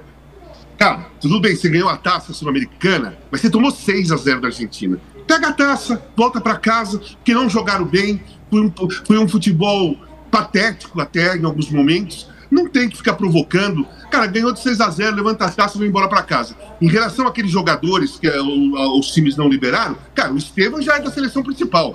Não tem que ir para a seleção sub-20. O Hendrick, por exemplo, que também é garoto, não pode ir para a seleção sub-20. Então, os jogadores que já estão em destaque, aqueles que são convocados para a seleção principal e aqueles que são destaque nos times que estão disputando o campeonato, como o Rodrigo falou, não para o campeonato por causa da Sub-20, não tem que liberar mesmo, tem que pensar no time deles, tem que pensar no que eles estão fazendo, início de temporada. E o Brasil, isso não é uma justificativa, tá? Porque o Brasil, mesmo com esses jogadores, que a maioria deles estariam convocados, mesmo que se fossem convocados outros garotos, tinha que apresentar um futebol melhor de qualquer jeito. Tinha que apresentar. Na minha opinião, o 6-0 foi a coisa mais ridícula que uma seleção brasileira de base poderia ter passado.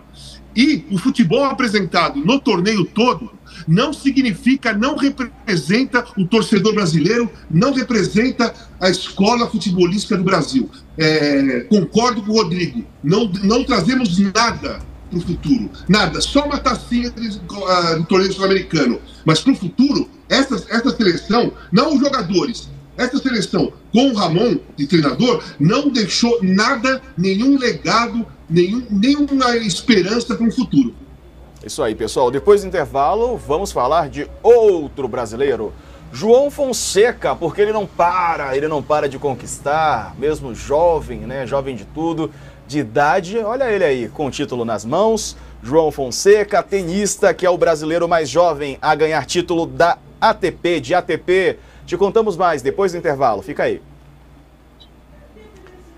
Aqui no YouTube, Ocasão, depois de levar 6 da Argentina, conseguir se recuperar, né? Tô falando de volta da seleção sub-20 e ser campeão, que é algo bem importante. Ramon Menezes fez um bom trabalho na sua equipe, na sua avaliação, né, na equipe sub-20? Não, de forma nenhuma. De forma nenhuma. Não fez um bom trabalho, porque, tudo bem, o objetivo principal era classificar para o Mundial, classificou. Mas nós vamos para o Mundial para jogar assim? É essa bolinha que nós vamos jogar no Mundial? É esse esquema tático que nós vamos apresentar para o mundo numa Copa, num Campeonato Mundial de Sub-20? É esse futebol? É essa tática? É essa escola que não é nossa, dessa seleção Sub-20 que nós vamos apresentar no futebol, num Campeonato Mundial? Para mim, não. O trabalho dele foi ruim. E para você, Matos, porque o Mundial está chegando, né? Ele deve seguir aí na sua avaliação para o Mundial? Não sei. A informação que eu tenho é que ele, como técnico, é bastante questionado dentro da CBF. Então, não sei se... Mas ele já é questionado há 1 ano e tal, né? Desde a eliminação do pré-olímpico no ano passado. E na sua opinião? A sua opinião, se ele deveria sair... Se você tivesse que bater o martelo, assim, o que você diria? Olha, eu não sou dirigente, mas assim, eu não consigo ver evolução no trabalho do Ramon. A verdade é essa. Nunca vi a seleção brasileira jogar bem sob o comando dele. Nem ao pouco tempo ali que ele teve como... que ele dirigiu a principal alguns poucos jogos, nem na Sub-20. E você, Casão? Também não.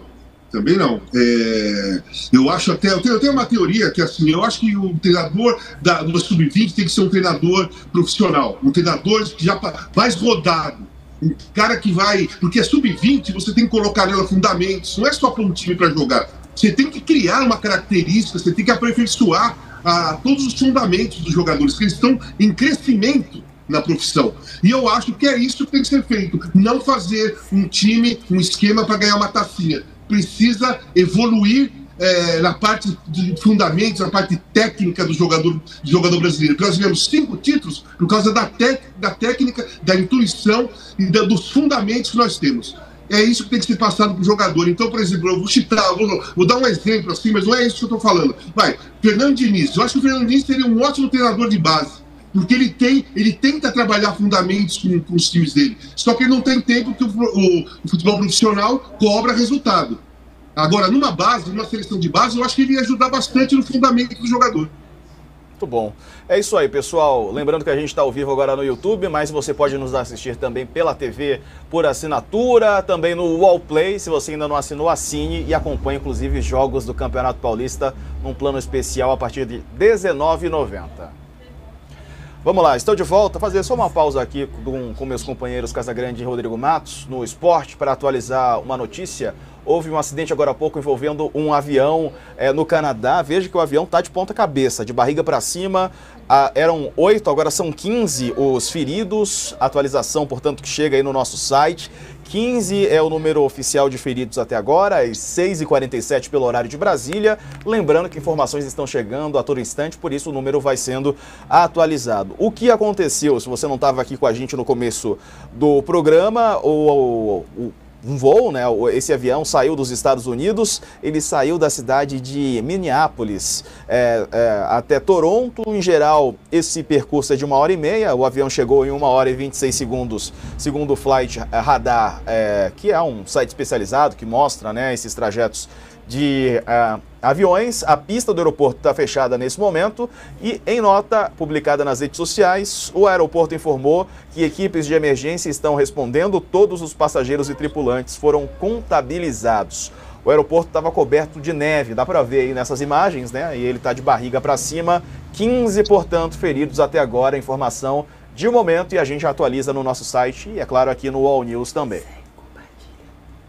Voltamos a falar de esporte.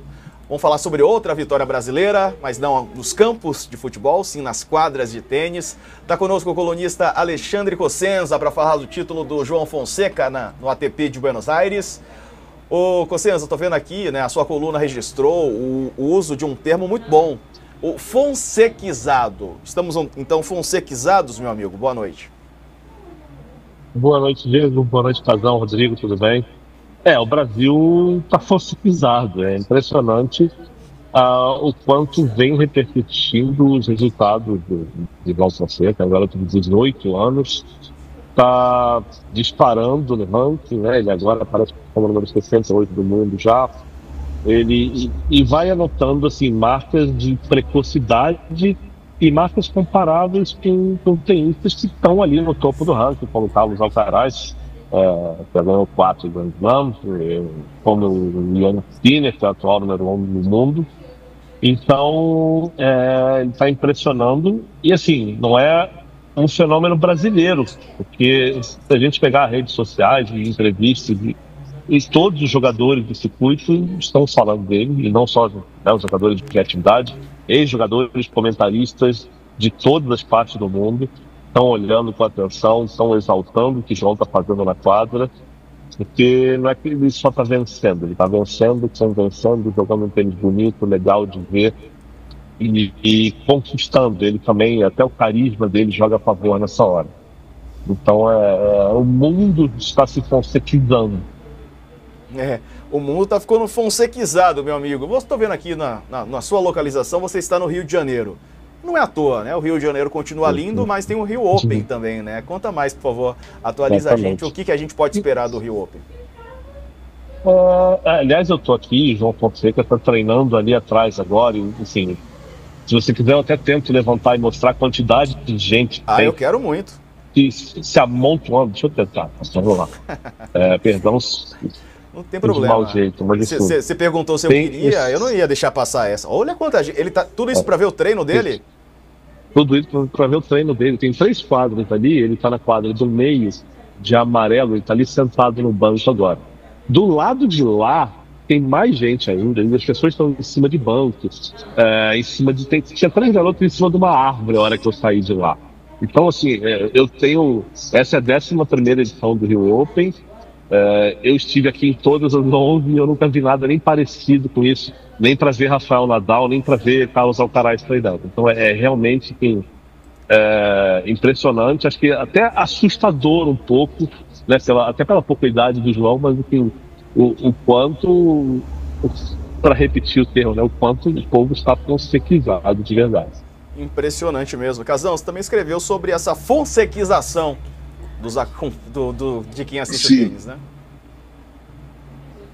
Não, espetacular. O jogador que está sendo elogiado pelos grandes mestres do tênis, do momento, do passado.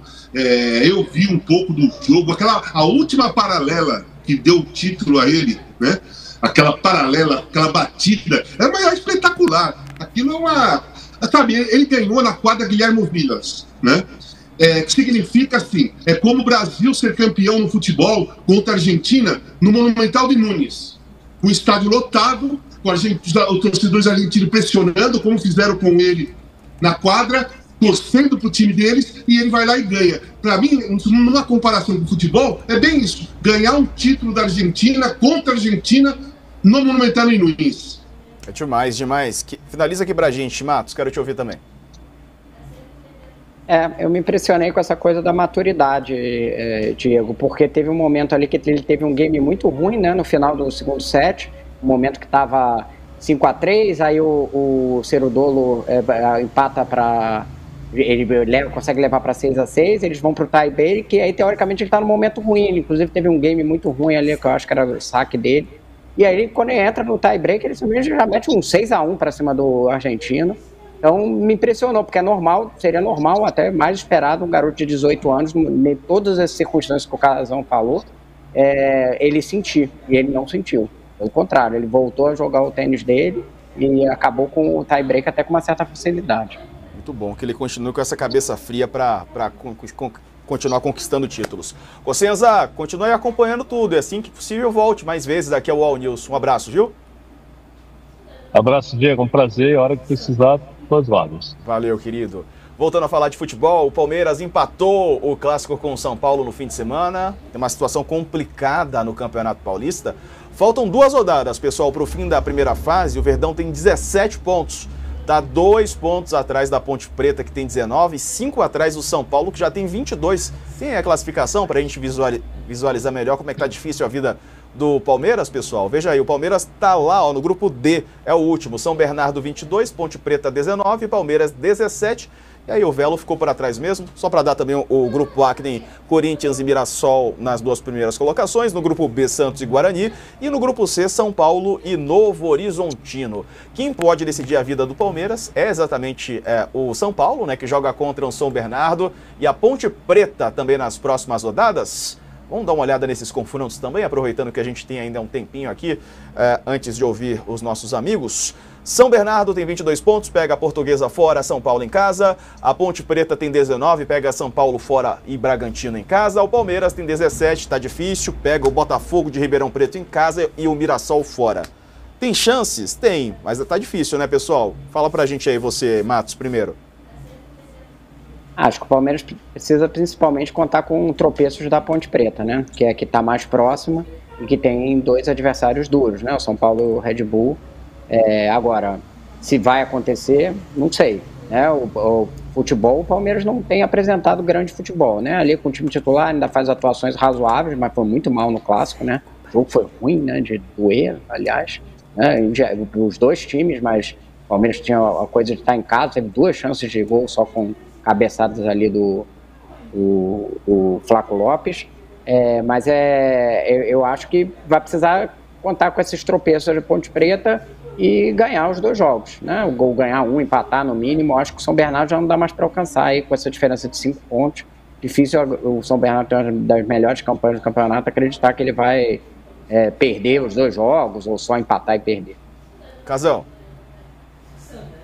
Então, quarta-feira eu comento o jogo, né? São Paulo e Ponte Preta. Eu acho que esse é o jogo decisivo pro Palmeiras. Porque se o Palmeiras ganhar no próximo jogo dele e o São Paulo ganhar da Ponte Preta, o Palmeiras passa a Ponte Preta e aí depende só dele. Mas como o futebol apresentado é muito ruim, o jogo foi horrível, foi um péssimo jogo. Eu escrevi que assim atrapalhou todo o final do domingo, né? Porque durante o dia aqui em São Paulo e Palmeiras, você faz todas as coisas para assistir São Paulo e Palmeiras. Cara, eu me arrependi. Eu podia ter feito outras coisas melhores. Das 6h30 em diante, ao invés de sentar no sofá para ver aquele jogo. Foi horrível, péssimo. Os 2 times mereceram as vaias dos palmeirenses. E tem outra coisa, só tomou vaia de palmeirense porque só pode torcida única aqui em São Paulo. Porque se fosse torcida dos 2 times, eles iam ser vaiados por São Paulinos e palmeirenses. Verdade. Minha solidariedade ao Casão, que mudou todo o domingo dele para ser torturado. Que coisa, Casão. Ó, quarta-feira. Quarta-feira agora então vai ter esse jogo que o Casão transmite, né? Comenta a transmissão do Wallplay. Tá vendo aí o QR Code? Aponta a câmera do seu celular para você ser redirecionado e se cadastrar no nosso Wallplay. A bola rola às 9h35 da noite, você tá vendo aí. Portanto, São Paulo e Ponte Preta ao vivo do Morumbis. A narração vai ser da Vivi Falcone com comentários do Casagrande e Alicia Klein. Para assinar o Wallplay, você já sabe, aponta aí a câmera do seu celular para o QR Code. Há planos a partir de R$19,90 por mês, liberação de sinal imediata, ou seja, se você fizer ali 9h30, 9h35 já pode entrar e acompanhar o jogo. Casão, um abraço para você, boa semana. Valeu, obrigado, tchau Diego, tchau Rodrigo, um abraço para vocês. Rodrigo Matos, meu amigo, um abraço, boa semana também. Valeu, Diego, até a próxima. Abraço. Até. Obrigado a você pela companhia, uma boa semana para todos nós. Eu volto amanhã às 5 da tarde aqui no nosso UOL News, segunda edição. Uma boa noite.